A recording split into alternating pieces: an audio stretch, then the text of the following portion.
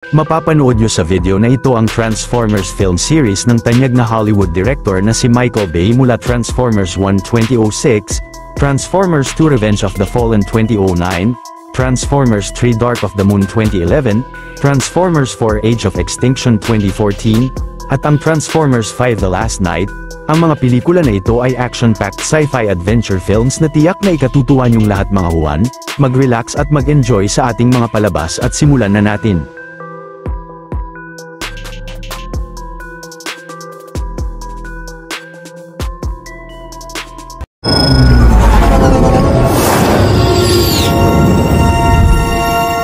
Noong unang panahon ang makapangyarihang Allspark na nagbibigay ng buhay ay nalikha ang planetang Cybertron at ang mga Cybertronian, ngunit ang Decepticons ay nais gamitin ang cube sa kasamaan at kalaunan ay nagkaroon sila ng gera laban sa mga Autobots na kinawasak ng Cybertron, hanggang sa napunta ang Allspark sa malayong parte ng kalawakan pero isang araw ay nalaman ng mga Autobots na napunta ito sa Earth.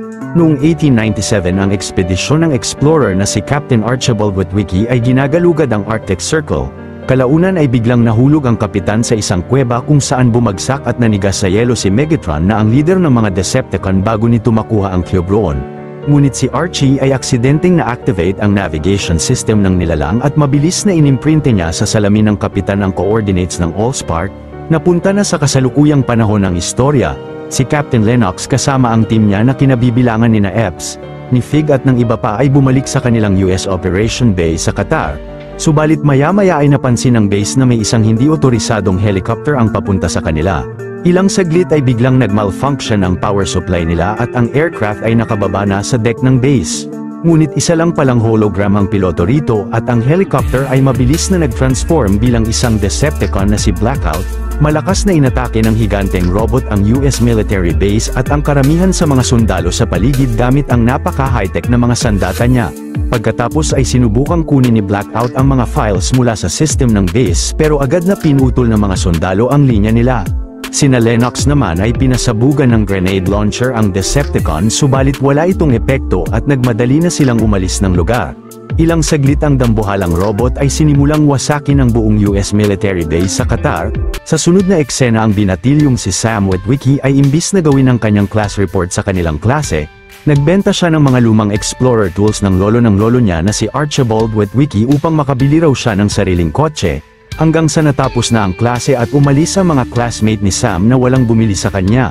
Ilang saglit ay sinundo na si Sam ng ama niyang si Ron at dinala nito ang binatilyo sa car lot ni Bobby Bolivia upang ibili siya ng lumang kotse. Agad na nagustuhan ni Sam ang dilaw na Camaro roon ngunit si Bobby na kahit nagtataka kung paano siya nagkaroon ng ganitong kotse ay binente ito sa malaking halaga na tinanggihan ni Ron. Kalaunan ay nawasak ang salamin ng mga kotse sa car lot dahil sa high-frequency sound mula sa Camaro at si Bobby ay agad na pumayag na ibenta ito kina Sam sa murang presyo. Maya-maya ay pinustri ni Sam sa eBay ang mga gamit ni Captain Witwicky at umalis sa bahay nila sakay ng lumang Camaro. Kasama ang kaibigan niyang si Miles ay pumunta sila sa isang parke upang magpa-impress kay Michaela. Ngunit nahiya si Sam sa ginawang pag-akyat ni Miles sa puno roon kaya't agad na umalis na sila sa lugar. Maliit na pabor lang mga huwan, kung mahilig kayo sa mga ganitong Tagalog recap ay huwag niyong kalimutan na mag-subscribe sa channel natin dahil marami pa tayong upload na mga exciting na recap katulad nito. Kalaunan ang boyfriend ni Michaela na si Trent ay ayaw ipamaneho sa kanya ang kotse nito dahil nag-aalala siyang masisira niya ang mga gulong ng sasakyan at inis na inalisan niya ang lalaki. Ilang saglit ay nakita ni Sam si Michaela na naglalakad mag-isa pa uwi, kaya't agad na iniwanan niya sa park si Miles at inaya ang babae na sumakay ng kotse niya kahit pa nag-aalangan ito. Ngunit maya-maya ay biglang nag-malfunction ang system ng Camaro at huminto ang kotse sa tabing kalsada. Si Michaela naman na maraming alam sa pagkukumpuni ng sasakyan dahil isang mekaniko ang ama niya ay chinek ang Camaro. Namangha siya sa high-tech na engine nito habang si Sam ay namamangha sa ganda ng katawan niya. Sa sunod na eksena sa Pentagon sa Washington DC, ang Secretary of Defense na si Keller ay tinipon sa kanilang opisina ang lahat ng analyst ng bansa upang alamin kung sino ang may pakana sa pag-atake at pagwasak sa buong US military base sa Qatar. Ang tanging impormasyon na nakuha nila mula sa umatake ay ang kakaibang soundwave frequency nito. Pero malamang ay magsasagawa uli ng assault ang mga ito dahil nabigo sila na mahak ang military network nila sa base. Maya-maya ang analyst team ni Maggie ay sinimulan na ang pag-research nila. Sa kasalukuyan ay yun ang team ni Captain Lennox ay napunta sa isang disyerto subalit lingid sa kaalaman nila ay may isang Decepticon sa di kalayuan ang nagmamatsyag sa kanila. Kinagabihan si Sam ay nahatid na si Michaela sa kanilang bahay at nagpaalam na siya sa kanya. Sa sunod na araw sa Air Force One ang maliit na Decepticon na si Frenzy ay nagawang makapasok sa database facility ng eroplano. Nang sinimulan niyang ipagpatuloy roon ang pag-hack sa military network ng US ay mabilis na nalaman ni Maggie na ang frequency mula kay Frenzy ay tugma sa umatake sa Qatar base. Nagmadaling sinabihan ng babae ang mga superior niya tungkol sa pangyayari at agad na shutdown nila ang kanilang system. Subalit ang Decepticon ay nakakuha ng impormasyon tungkol kay Archibald Witwicky at nang sinugod siya roon ng ilang mga Secret Service agents ng Air Force One ay nagawa niyang mapatumba ang mga ito. Maya-maya nang nakapag-emergency landing na ang eroplano ay agad na umalis si Frenzy sa aircraft at sumakay sa kotse ng isa pang Decepticon na si Barricade. Pagkatapos ay gamit ang impormasyon na nakuha niya tungkol kay Captain Witwicky ay na-search niya sa internet ang salamin nito na binibente ni Sam sa eBay. Sa sunod na eksena si Maggie ay sinabihan sina Secretary Keller na sa tingin niya ay isang buhay na organismo na kayang mag-adapt sa kanilang teknolohiya ang naghahack sa network nila ngunit hindi siya pinaniwalaan ng Secretary. Maya-maya si Sam ay nakitang umalis sa bahay nila ang kanyang Camaro at inakala niya na ninakaw ito. Kaya't nagmadali siyang sundan ang kotse niya habang nakasakay sa bisikleta. Ilang saglit ay pumasok ang Camaro sa isang junkyard at nang pumasok rin roon ang binatilyo ay laking gulat niya na makitang nag-transform sa robot ang kotse. Ito ay isang Autobot na si Bumblebee at nagpailaw siya ng beacon sa kalangitan. Kinuhaan ni Sam ng video ang Autobot subalit ilang saglit lang ay biglang hinabol siya ng mga bantay na aso ng junkyard pero mabilis na pinuntahan siya ni Bumblebee. Ngunit nang tumakbo sa takot ang binatilyo ay hinarang siya ng mga pulis at agad na dinakip ng mga ito. Sa sunod na araw sina Captain Lennox ay pumunta sa kalapit na village sa disyerto subalit biglang inatake sila roon ng isang higanteng mechanical na Scorpion. Ito ay ang Decepticon na si Scorponok na walang awang tinapos ang ilang kasamahan ng grupo. Pero sina Epps at ang iba pang sundalo ay matapang na pinagbabaril si Scorponok habang si Lennox ay humiram ng cellphone sa isang lokal ng village upang makatawag sa Pentagon. Agad naman na nag-release sila ng 2 military aircraft sa lugar kung nasaan ang mga sundalo. Kahit palabis na nagtaka sina Keller at ang mga piloto sa itsura ng higanteng Scorpion ay agad na pinagbabaril nila ito. Pagkatapos ay malakas na pinasabugan nila ang Decepticon ng maraming beses hanggang naghukay ito sa ilalim ng lupa upang makatakas. Sina Lennox naman ay sumakay ng aircraft kasama si Fig na nagtamo ng matinding pinsala. Samantala si Sam habang nasa presinto ay pinaliwanag sa mga pulis ang nangyari sa junkyard ngunit inakala ng mga ito na drug addict siya. Sa kasalukuyan na yun si Maggie ay kinopya ang frequency data papunta sa kanyang memory card. Pagkatapos ay pumunta siya sa bahay ng kaibigan niyang si Glenn upang pakiusapan nitong i-hack ang frequency na nasa memory card. Nalaman nila dito ang mga data tungkol sa Project Iceman ng gobyerno, ang Sector 7 at kay Captain Witwicky. Subalit ang Pentagon ay nalaman ng pagkopya ni Maggie sa frequency at kalaunan ay mabilis na sinugod ng mga FBI agents ang bahay ni Glenn upang dakpin nila siya roon kasama ang babae. Sa sunod na eksena ay napiansahan na si Sam ng ama niya sa presinto ngunit pag-uwi ng binatilyo sa bahay nila ay nakita niya sa labas na bumalik ang Camaro niya. Dahil sa labis na takot ay agad na umalis si Sam ng bahay nila sakay ng bike ng ina niya habang hinahabol siya ni Bumblebee. Hanggang sa bigla siyang bumagsak ng matindi sa tapat ni Michaela pero agad na bumangon siya at nagpatuloy na nagbike. Ang babae naman ay sinundan si Sam sakay ng scooter nito ngunit nang humingi ng tulong ang binatilyo sa isang kotse ng pulis ay agad na pinatalsik siya ng sasakyan. Ito pala ay ang Decepticon na si Barricade na planong kunin kay Sam ang salamin ni Captain Archibald Witwicky. Pero ang binatilyo ay nagawang makatakbo mula sa kalaban at nang nakita niya si Michaela na papunta sa kanya ay agad na pinigilan niya siya. Mabilis naman na pinigilan ni Bumblebee si Barricade na makalapit sa dalawa at pinasakay niya sila sa kanya. Ngunit ang tatlo ay hinabol ng Decepticon kahit saang parte ng syudad sila magpunta kaya't pagdating sa kalapit na power plant ay binaba ni Bumblebee sina Sam upang makapag-transform bilang isang Autobot. Pagkatapos ay buong lakas na kinalaban ni Bumblebee ang kalabang Transformer habang nakakawasak silang dalawa ng mga equipment sa power plant. Samantala sina Sam at Michaela ay hinabol ni Frenzy pero nakakuha ng power tool ang babae sa kalapit na storage room at matapang na pinugutan niya ang maliit na Decepticon. Si Sam naman ay sinipa ng malakas ang ulo nito. Ilang saglit ay napabagsak na ni Bumblebee si Barricade at nilapitan niya ang dalawa. Nagsalita siya mula sa radyo niya at pinaliwanag kina Sam na isa siyang nilalang galing sa ibang planeta at pinasakay sila sa kanya. Subalit ang ulo ni Frenzy ay nakapunta sa nahulog na purse ni Michaela at nag-transform siyang cellphone nito. Pagsakay ng dalawa sa Autobot ay kinuha ng babae ang purse niya sa daan bago sila umalis. Pero nang nagtaka si Michaela na sa kabila ng sobrang high-tech ni Bumblebee ay kailangan niyang mag-transform sa lumang Camaro. Agad na binaba ng Autobot sina Sam at ginaya ang itsura ng bagong Camaro na nakita niya sa kalsada na labis na kinamangha ng dalawa kay Bumblebee. Pagkatapos ay dinala niya sila sa isang observatory facility at mula roon ay pinagmasdan nila ang maraming meteor na pumasok sa atmosphere ng Earth. Ang mga ito ay mga Autobots rin na kasamahan ni Bumblebee at bumagsak sila sa iba't ibang parte ng syudad pero mabilis na umalis sila sa mga lugar na pinagbagsakan nila. Ang leader ng mga Autobot na si Optimus Prime ay iniskan ng malaking truck sa kalsada upang gawing alternate transformation niya. Si Ratchet naman ay ginaya ang rescue vehicle roon at umalis matapos na rumesponde ng mga paramedics sa isang crash site. Si Ironhide na bumagsak sa isang pool ay iniskan ang kalapit na GMC truck at nag-transform na katulad nito. Samantala si Jazz ay nakapunta sa kalapit na car dealership at iniskan sa loob ang Pontiac Solstice bilang alternate transformation niya. Maya-maya ay dinala ni Bumblebee ang dalawa sa isang tagong iskinita at pinuntahan sila roon ng 4 na Autobots. Kasama si Bumblebee ay sabay-sabay na nag-transform silang lahat sa higanteng robot habang nasa harap ng dalawa. Pinaliwanag naman ni Ratchet at Optimus Prime kina Sam ang pagkawasak ng planeta nila dahil kay Megatron at kailangan nilang maunahan ito na makuha ang Allspark sa Earth. Mahahanap nila ang cube mula sa coordinates na nasa salamin ni Captain Witwicky ngunit pag nakuha ng mga Decepticons ang Allspark ay gagawin nilang hukbo ang lahat ng machine sa planeta. Agad na umuwi si Sam sa kanilang bahay kasama ang mga Autobots ngunit si Optimus ay aksidenteng nasira ang fountain sa hardin nila.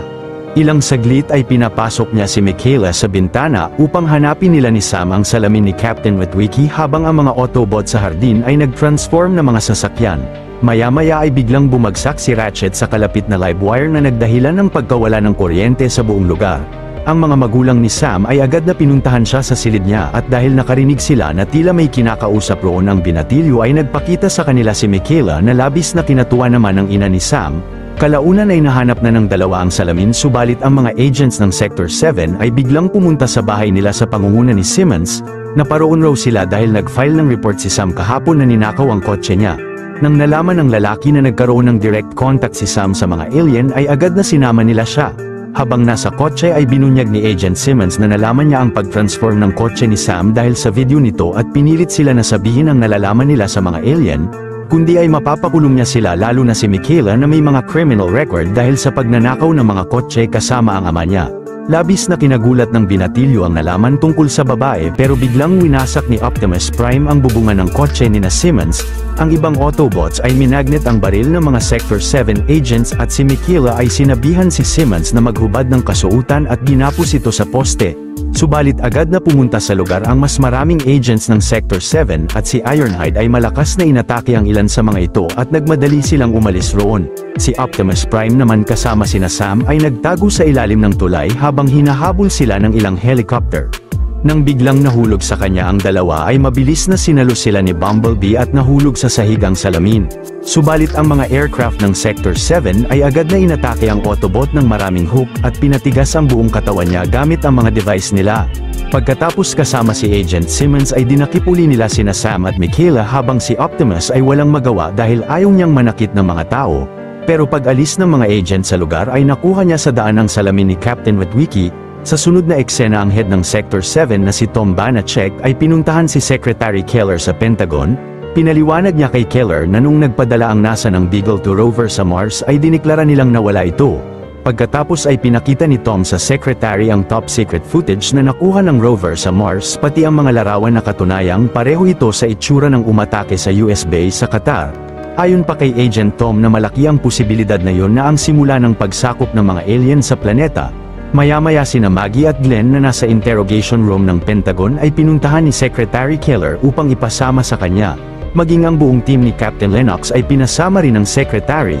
Kinaumagahan sina Optimus Prime ay nalaman mula sa salamin na malapit na sila sa lokasyon ng Allspark. Napagdesisyonan naman niya na isakripisyo ang buhay upang mawasak ang cube gamit ang spark na nasa dibdib niya. Sa kasalukuyan na yun sina Sam at Michaela kasama sina Maggie ay sinakay sa helicopter ng Sector 7 papunta sa sikretong pasilidad nila sa Hoover Dam. Dinala rin roon ng mga agent si Bumblebee upang pag-eksperimentuhan gamit ang mga equipment nila. Ilang saglit sina Simmons at Tom ay pinasok sina Secretary Keller at ang team ni Captain Lennox pati na sina Sam sa isang chamber kung nasaan si Megatron na pinatigas nila ang buong katawan sa yelo. Nung nadiskubre raw ito ni Captain Witwicky sa North Pole noong 1934 ay dinala na nila siya roon at tinawag na NBE-1 o ang Project Iceman. Pero ang binatilyo ay pinaliwanag kina Tom na iyon ang leader ng mga Decepticon na si Megatron. Sinabi pa niya sa kanila ang masamang plano nito sa mundo gamit ang makapangyarihang cube o ang Allspark. Si Tom naman ay naisipang ipunta ang lahat sa isa pang pasilidad nila kung nasaan ang Allspark. Nadiskubre raw nila ang cube noong 1913 at dahil sa sobrang laki nito ay tinayo noon ni President Hoover ang dam na yun upang itago ang cube at hindi madetect ang enerhiya nito ng kahit sino kahit pa ng mga alien. Pagkatapos ay pinasok ni Simmons ang lahat sa kabilang silid upang i-demonstrate sa kanila ang kapangyarihan ng Allspark na gawing buhay na robot ang lahat ng machine o device. Subalit si Frenzy mula sa bag ni Michaela ay nagawang makapasok sa Hoover Dam at sinabi niya sa iba pang Decepticon ang lokasyon ng Allspark. Ang mga ito ay sina Blackout, ang military jet na si Starscream, ang mining vehicle na si Bone Crusher, ang military tank na si Devastator, at ang police car na si Barricade. Maya-maya si Starscream ay mabilis na pinasabog ang mga power generator ng Hoover Dam at si Frenzy ay agad na dinisable ang cryo chamber ni Megatron. Si Sam naman ay sinabihan si Simmons na pakawalan si Bumblebee dahil makakatulong siya sa kanila. Nang hindi ito pumayag ay pinatumba ng mga sundalo ni Captain Lennox ang ilang agent sa paligid at pinilit siya na ibalik sa binatilyo ang kamaro nito. Mabigat ang kalooban na sumang-ayon ng lalaki kina Lennox at pinahinto ni na Tom ang mga kasamahan nila na patigasin sa yelo si Bumblebee. Pagbangon ng Autobot ay pinaliwanag ni Sam ang lahat sa kanya at sinama siya sa chamber ng Allspark. Agad na sinimulang i-convert ni Bumblebee ang higanteng cube sa maliit na form at si Lennox ay napagplanuhan na dalhin ito sa Mission City upang doon itago mula sa mga kalaban. Nagmadaling umalis ng Hoover Dam ang mga sundalo kasama sina Sam sakay ni Bumblebee. Subalit ang mga yelo sa katawan ni Megatron ay tuluyan ng natunaw at galit na nakawala siya sa chamber niya. Pagkatapos ay pinuntahan niya sa labas ng Hoover Dam ang ibang mga Decepticon at sinabihan siya ni Starscream na nasa mga tao ang cube. Samantala ang grupo ni Optimus Prime ay nakita sa daan sina Bumblebee at sinundan nila sila papunta sa Mission City. Sa kasalukuyan na yun si Secretary Keller kasama si Simmons at sina Maggie ay naghanap ng paraan upang makontakt ang US Air Force. Ilang saglit si Bone Crusher na nakalapit kina Sam ay umatake ng ilang sasakyan ng mga sibilyan sa kalsada hanggang sa nag-transform siya at patuloy na nang wasak ng mga kotse. Agad na nag-transform si Optimus Prime ngunit mabilis na tinulak siya ng kalaban mula sa kalsada. Pero ang Autobot leader ay magaling na kinalaban si Bone Crusher gamit ang Energon sword niya at kalaunan ay napabagsak niya ang Decepticon. Samantala sina Glenn at Maggie ay nakagawa ng paraan na makontak ang US Air Force gamit ang lumang computer ng Sector 7 at si Secretary Keller ay sinabihan ng mga ito na atakihin ang mga kalaban sa Mission City. Subalit biglang inatake sila roon ni Frenzy at matapang na pinagbabaril ito ni na Secretary Keller at Simmons gamit ang mga shotgun na dala nila. Hanggang sa aksidenteng napatama ng Decepticon ang shuriken nito sa sarili na kinabagsak niya. Samantala sina Captain Lennox ay nagset ng green smoke signal sa Mission City upang protektahan sila ng mga jet fighter ng US Air Force na nagsisimula ng sumugod sa syudad. Ilang saglit pagdating roon ni Starscream ay hinarang ni na Ironhide ang isang truck upang protektahan sina Sam mula sa malakas na atake ng kalaban. Ngunit dahil rito ay malubhang nawasak ang mga paa ni Bumblebee. Kalaunan ng si Devastator ang umatake sa syudad ay buong lakas na pinagtulungan siyang kalabanin ng dalawang Autobot na sina Jazz at Ratchet. Si Bumblebee naman ay binigay kay Sam ang cube subalit pagdating ni Megatron sa lugar ay malakas na inatake niya si Jazz ng fusion cannon. Pagkatapos ay dinala niya siya sa isang clock tower at walang awang pinutol sa dalawa ang katawan nito. Maya-maya si Captain Lennox ay binigyan si Sam ng flare at sinabihan na umakyat sa bubong ng gusali roon at ibigay sa mga sundalo sa helicopter ang Allspark.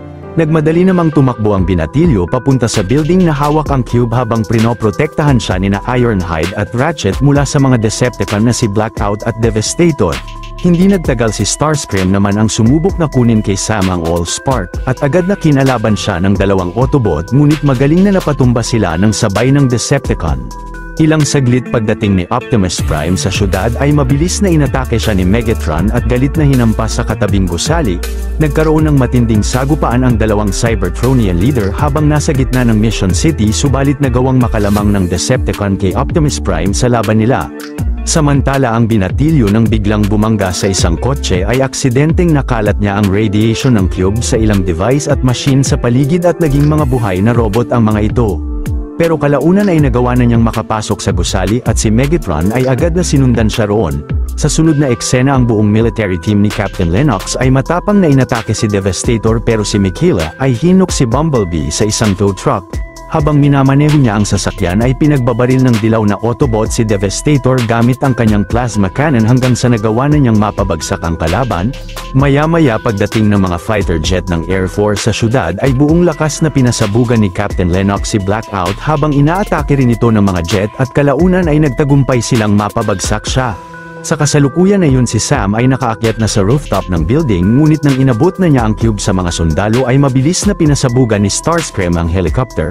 Pagkatapos ay nakaakyat na rin sa rooftop si Megatron pero ang binatilyo ay nagtago sa likod ng estatwa. Nang malakas na inatake siya roon ng kalaban ay agad na tumakbo si Optimus Prime upang seluhin siya sa ere. Galit na inatake naman sila ng Decepticon leader na kinabagsak nilang tatlo mula sa gusali. Pero si Optimus ay sinabihan ng binatilyo na kapag hindi niya natalo si Megatron ay ilagay sa dibdib niya ang cube upang masakripisyo ang sarili at mawasak ito. Pagkatapos ay buong lakas na kinalaban uli ni Optimus ang Decepticon subalit sa pangalawang pagkakataon ay madali uli siyang na-overpower nito. Samantala si Starscream sa ere ay walang awang pinasabog ang ilang fighter planes ng US Air Force pero hindi nagtagal ay nagawa nilang mapasabugan si Megatron ng maraming missile na kinatamo niya ng malaking pinsala sa katawan. Si Sam naman ay matapang na tinapat sa dibdib ng Decepticon leader ang Allspark na kinawasak nito at kinabagsak ng kalaban. Kalaunan ay nagpasalamat si Optimus Prime sa katapangan ng binatilyo at sa lahat upang magapi ang mga Decepticons. Pero bago sila magpaalam si Bumblebee na nakakapagsalita na uli ay pinakiusapan ng leader nila na mananatili siya sa Earth kasama nina Sam na labis na kinatuwa nito. Sa sunod na araw ay inanunsyo ni Secretary Keller ang utos ng presidente na i-shutdown ang Sector 7, pagkatapos ang labi ni Megatron ay hinulog nila sa pinakamalalim na parte ng karagatan. Maya-maya si Optimus ay nagpadala ng mensahe para sa lahat ng nakasurvive na Autobot sa kalawakan upang papuntahin sila sa Earth na ang bago nilang tahanan. Napagdesisyonan raw nila na manatili roon dahil hindi na sila makakabalik sa Cybertron mula nang nawasak ang Allspark. Samantala sa di kalayuan sina Sam at Mikhaila na nasa ibabaw ni Bumblebee ay makikitang naglalambingan. Sa mid-credit scene, in interview ng media ang mga magulang ni Sam patungkol sa pagiging involved nila sa mga alien pero agad na tinanggi nila ito. Sa post-credit scene naman ay makikita si Starscream na lumipad papunta ng kalawakan. Dito na nagwawakas ang pelikula at susunod na ang Transformers 2 Revenge of the Fallen.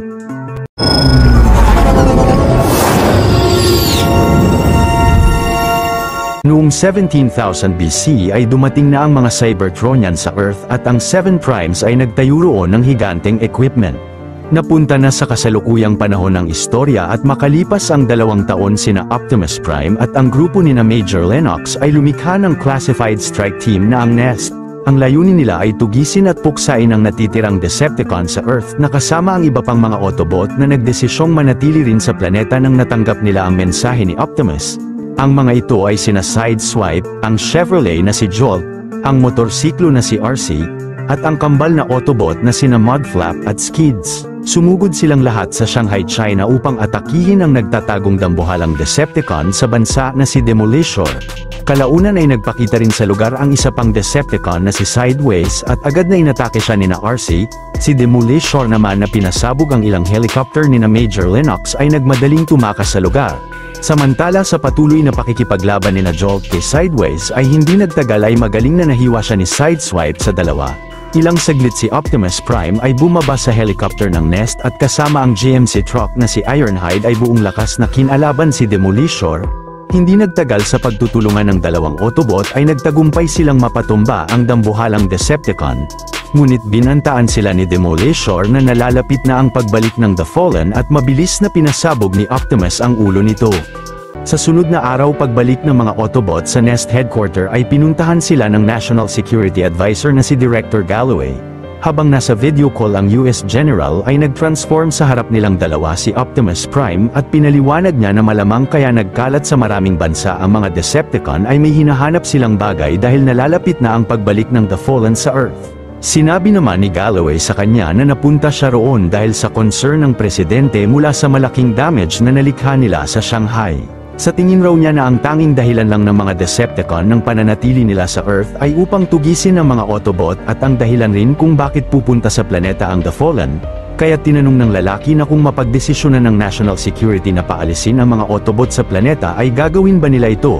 Si Optimus ay sumang-ayon rito kung iyon ang desisyon nila pero binantaan niya si Galloway na malaki ang posibilidad na mali sila.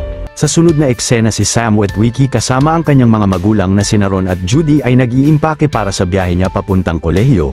Kalaunan habang kinakausap ng binatilyo sa cellphone ang girlfriend niyang si Michaela ay nakita niya sa jacket ang tinabi niyang piraso ng Allspark o ang shard at biglang tumatak sa isip niya ang napakaraming simbolo nito. Nang nabagsak ni Sam ang piraso ay nahulog ito sa kusina at agad na nagkabuhay ang mga appliances roon nang dumaloy sa mga ito ang radiation ng shard. Pagkatapos ay inatake si Sam ng mga robot na appliances hanggang sa nagmadali siyang pumunta sa bubungan ng bahay nila at mabilis na tumalon sa hardin ng kanyang ama. Dito na lumabas si Bumblebee mula sa kanilang garahe at magaling na pinasabugan niya ang mga maliliit na robot gamit ang kanyang plasma cannon hanggang sa maubos niya silang lahat.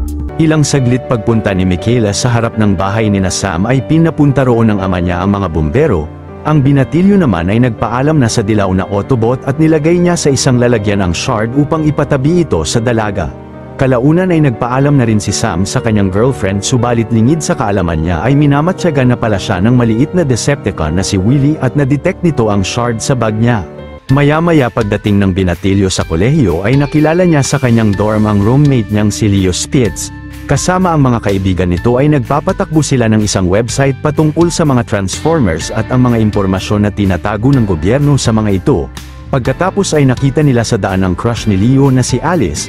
Sa kasalukuyan na iyon ang Decepticon na si Soundwave na nasa labas ng Earth ay hinak ang isang US military satellite sa kalawakan. Nalaman niya dito kung saang pasilidad tinatago ng Nest ang mas malaking piraso o shard ng Allspark pati na ang lokasyon ng patay na katawan ni Megatron na nasa Laurentian Abyss. Hindi nagtagal ay nirelease ni Soundwave si Ravage sa Diego Garcia Nest Base at naglabas ito ng napakaraming microcons sa isang ventilation roon. Ang mga microcons ay pumunta sa pasilidad kung nasaan ang malaking shard ng Allspark at nagtransform ang mga ito bilang ang Decepticon na si Ridman upang makuha sa silid ang shard.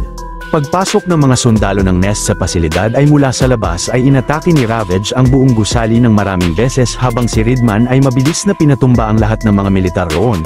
Samantala si Sam ay dinala ng grupo ni Leo sa isang party sa campus ngunit biglang lumitaw sa isip niya ang mga simbolo ng Allspark na agad na sinulat niya gamit ang icing ng cake sa lamesa.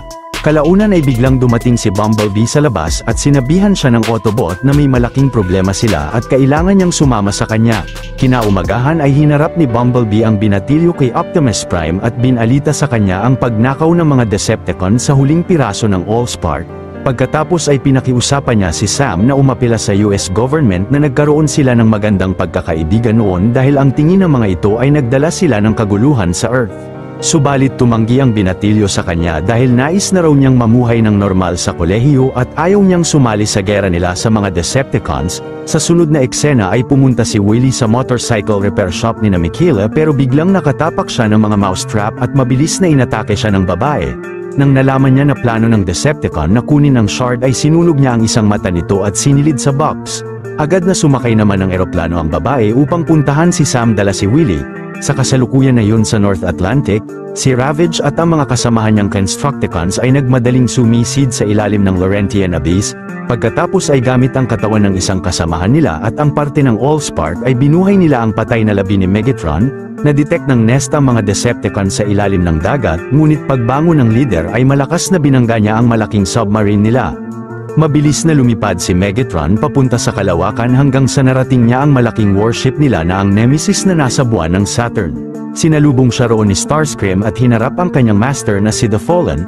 Inatasan naman siya nito na dukutin si Sam upang malaman nila ang lokasyon ng Matrix of Leadership dahil nalipat sa isip niya ang mga datos na nakapaloob sa Allspark. Sinabihan rin ni Fallen si Megatron na tapusin si Optimus Prime upang wala nang humadlang sa mga plano nila. Samantala ang binatilyo pagbalik niya sa kanilang dorm ay pinuntahan siya roon ni Alice at malakas na tinulak sa kama. Nang hinalikan siya ng babae ay nakita sila roon ni Michaela at galit na umalis, subalit si Alice pala ay ang Decepticon na si Pretender at nang susundan ng binatilyo si Michaela ay sinakal siya nito at pinaghahampas ng ilang beses sa mga pader ng dorm. Pagbalik roon ng babae ay nagmadaling tumakbo silang dalawa palabas ng eskwelahan na kasama si Leo. Si Pretender naman ay nilabas ang tunay na anyo niya at malakas na pinasabog ang pinto ng silid. Nagmadaling nagtago ang tatlo sa library ng school subalit nasundan sila roon ng babaeng Decepticon at pinasabog rin ang ilang mga bookshelf sa paligid. Pagkatapos ay sumakay sina Sam sa isang kotse sa labas at hinak ito ni Michaela upang mapaandar. Pag-atake sa kanila ni Pretender ay malakas na binangga ng babae ang sasakyan sa kalapit na poste upang tapusin ang kalaban. Sa kasalukuyan na yun ang Nest ay na-detect na nagtitipon ng ilang Decepticon sa Philadelphia at ang mga Autobot ay nagmadaling pinuntahan ang lugar. Samantala ang kotse ng tatlo ay biglang hinuk ng helicopter na Decepticon na si Grindor at nilipad sila palayo upang ibagsak sa isang abandonadong warehouse. Pagkatapos ay kinuha ni Megatron si Sam at ang kasamahan nilang si Scalpel the Doctor ay planong tanggalin ang utak ng binatilyo. Pero biglang dumating sa abandonadong warehouse sina Optimus Prime kasama ang iba pang mga Autobot at buong galing na kinalaban nila ang mga Decepticon sa buong paligid gamit ang kanilang mga sobrang advanced na sandata. Ilang saglit si Bumblebee ay sinakay sina Michaela sa loob niya at nang tumakas si Megatron sa lugar ay pinasakay ni Optimus ang binatilyo upang makaalis sila roon. Subalit mabilis na inatake sila ng Decepticon leader pagdating nila sa kalapit na kakahuyan. Si Optimus naman ay binuhos ang kanyang buong lakas sa pakikipagtunggali sa kalaban at pagdating nina Starscream at Grindor roon ay sabay na nakipagtuos rin siya sa mga ito.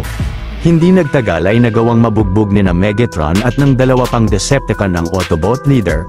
Kahit matindi ang natamong pinsala ay hindi sumuko si Optimus Prime at matapang na nakipagsagupaan pa rin sa mga kalaban niya at kalaunan ay nagawa niyang mapatumba sina Grindor at Starscream. Subalit si Megatron ay mabilis na nasaksak siya ng matindi mula sa likuran na agad na kinabagsak niya at kinatapos ng kanyang buhay.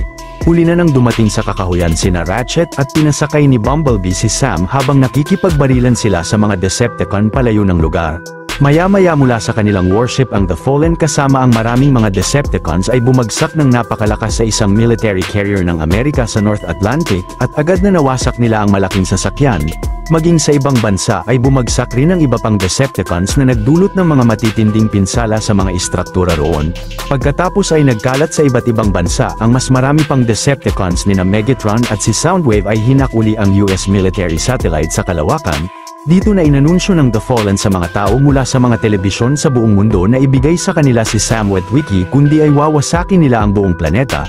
Maya-maya ang isang kalaban ay mabilis na dinukot ang mga magulang ni Sam. Sa sunod na eksena ang labi ni Optimus Prime ay binagsak sa nest base ni na Major Lennox.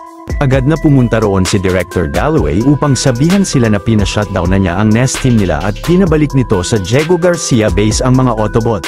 Kinagabihan si Sam ay naisipang alamin ang mga Cybertronian symbol na nasa isip niya ngunit ang mga Autobot ay hindi ito alam dahil sinaunang lingwahe pa ang naka-record sa Allspark. Pero si Leo ay nakaisip ng ideya kung sino ang makakatulong sa kanila at nagmadaling pinuntahan nila ang competitor ng website niya na si Robo Warrior. Ito pala ay ang dating agent ng Sector 7 na si Simmons at nang nalaman niya na tumatak sa isip ni Sam ang mga Cybertronian symbols ay dinala niya sila sa kanyang sekretong silid na naglalaman ng napakaraming files na nakuha niya sa Sector 7 bago siya matanggal roon. Pinaliwanag ng lalaki sa tatlo na pumunta na sa Earth ang mga Transformers noon pa dahil sa nagkalat na mga simbolo nila sa napakaraming bansa. Si Sam naman ay dahil narinig kina Megatron na gamit ang mga simbolo sa isip niya ay malalaman nila ang lokasyon ng isa pang source ng Energon. Sumagot si Simmons na tanging mga Decepticon lang ang makakabasa nito pero si Michaela ay pinakita sa kanila si Willy na nilabas niya mula sa dalang kahon. Sinabihan ng babae si Willy na hindi niya susunugin ang isa pang mata nito kung babasahin niya ang mga simbolo sa sahig. Pinaliwanag ng Decepticon na iyon ay lingwahe ng mga Cybertronian Primes kaya't hindi niya rin kayang basahin ito. Pero alam niya ang lokasyon ng mga sinaunang Decepticon sa larawan na ang makakabasa ng lingwahe. Kasama si Simmons ay agad na pumunta sila sa Smithsonian Museum at pagkuha ng lalaki ng security uniform sa loob ay kinuryente niya ang isang bantay. Si Leo naman ay nagkunwari na naubusan ng toilet paper sa palikuran at nang binigyan siya ng guard ay kinuryente niya rin ito. Pagkatapos ay gamit ang device ni Simmons ay nalaman nila mula sa mga makalumang aircraft ng museum ang Decepticon na nakadisguise na isang Blackbird jet. Agad na ginamit ni Sam ang maliit na shard ng Allspark upang gisingin siya. Ito ang Decepticon na si Jetfire, ngunit pag-transform niya ay nataranta siya at pumunta sa likod na parte ng museum. Nang bahagyang kumalma na si Jetfire ay pinaliwanag niya na mula noong nagkagera ang Cybertron ay pumanig na siya sa Autobot. Ang binatilyo naman ay ginuhit sa lupa ang mga simbolo na nasa isip niya at ang mga ito raw ang nais makuha sa kanya ni Megatron at ng The Fallen. Nang naintindihan ni Jetfire ang mga simbolo ay mabilis na nagbukas siya ng space bridge upang i-teleport ang buong grupo ni Sam papunta sa Egypt, ngunit bumagsak sila ng matindi roon.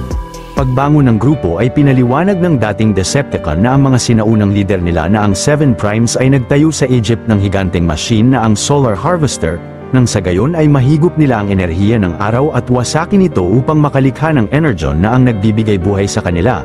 Napagdesisyonan naman ng Seven Prime leaders na hindi sila wawasak ng araw kung may mga nilalang na nakadepende rito. Subalit hindi sumang-ayon ang isa sa kanila at plano nitong i-activate ang malaking machine gamit ang device na ang Matrix of Leadership, kaya't binansagan siya na ang The Fallen. Pagkatapos ay nagkaroon ng matinding gera sa kanila kung sino ang dapat na magmay-ari ng Matrix, pero kalaunan ay nakuha ito ng mga Prime kay Fallen at sinakripisyo nila ang sariling mga katawan upang itago ang device roon. Hanggang ngayon ay nakatago sa Egypt ang Solar Harvester pati na ang device, at kapag nakuha ito ng The Fallen ay wawasakin niya ang araw ng Earth, pero ang tanging makakapigil lang rito ay isang Prime din. Pagkatapos ay binigyan pa ni Jetfire sina Sam ng clue kung paano mahahanap ang Matrix, at ito ay ang When the Dawn alight the dagger's tip, the Three Kings will reveal the doorway. Ang binatilyo naman ay naisip na buhayin si Optimus Prime gamit ang Matrix upang mapigilan ito ang The Fallen. Ilang saglit ay sinimulang hanapin ni Sam ang dagger's tip sa Egypt, at nang hinabol sila ng mga kapulisan sa kalsada ay nagmadaling nagtago ang grupo sa kalapit na syudad. Maya-maya ay tinawagan ni Simmons sina Major Lennox at sinabihan sila na dalhin sa Egypt ang labi ni Optimus dahil nakaisip sila ng paraan na mabuhay ito. Pagkatapos ay pumunta sina Sam sa Pyramid of Jordan na ang tinaguriang The Dagger's Tip, at doon silang lahat nagpalipas ng gabi. Nang magbubukang liwayway na ay biglang na-realize ni Sam na ang tatlong bituin sa kalangitan roon ay ang Orion's Belt o mas kilala na ang Three Kings. Pagkatapos ay sinundan nila ang mga bituin na posibleng ang magtuturo sa kanila ng lokasyon ng Matrix. Maya-maya ay narating ng grupo ang isang sinaunang istruktura ng Egypt na may higanteng tarangkahan, ngunit wala silang natagpuan na kahit anong bagay sa loob. Kalaunan ay nagtalo sina Mudflap at Skids at biglang nasira nila ang isang pader roon. Dito na nakita ni Sam ang daanan papunta sa libingan ng mga Primes, at pagpasok nila sa loob ay nakita ng binatilyo rito ang Matrix, subalit agad na naging abo ang device sa kamay niya. Dahil naman hindi nawawalan ng pag-asa si Sam na mabuhay si Optimus gamit ang Matrix ay nilagay niya sa isang medyas ang abo. Samantala sina Major Lennox habang sakay ng kanilang military plane ay dinala ang katawan ni Optimus pati na ang iba pang Autobot papunta sa Egypt. Pagdating ng mga sundalo sa lugar ay binagsak nila ang labi ng Autobot leader na malapit sa lokasyon ni Sam. Nang pupuntahan ng grupo ng binatilyo sina Lennox ay nalaman ni Starscream ang lokasyon nila at mabilis na pinasabugan sila sa kalsada ng Decepticon.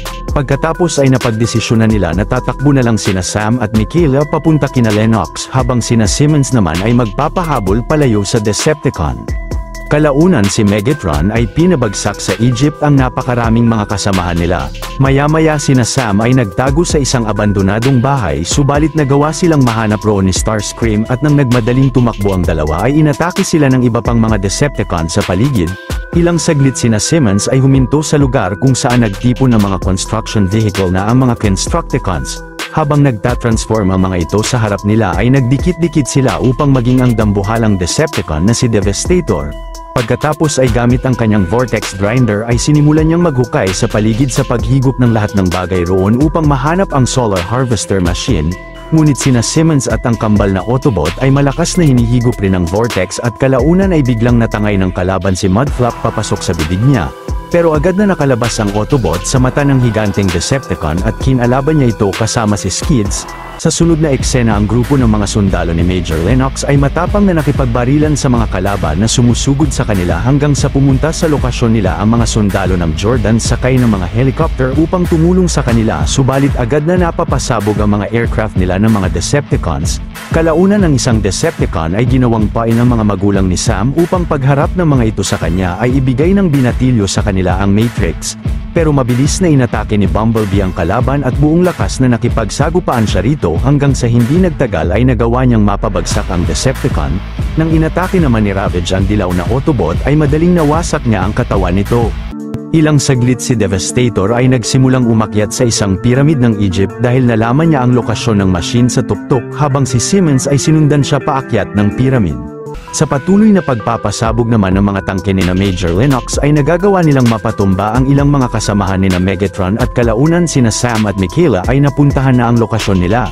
Ilang saglit si Jetfire ay nakarating na rin sa lugar at magaling na pinabagsak niya ang Decepticon na si Mixmaster subalit malubhang na atake siya ni Scorponok bago niya ito mapatay.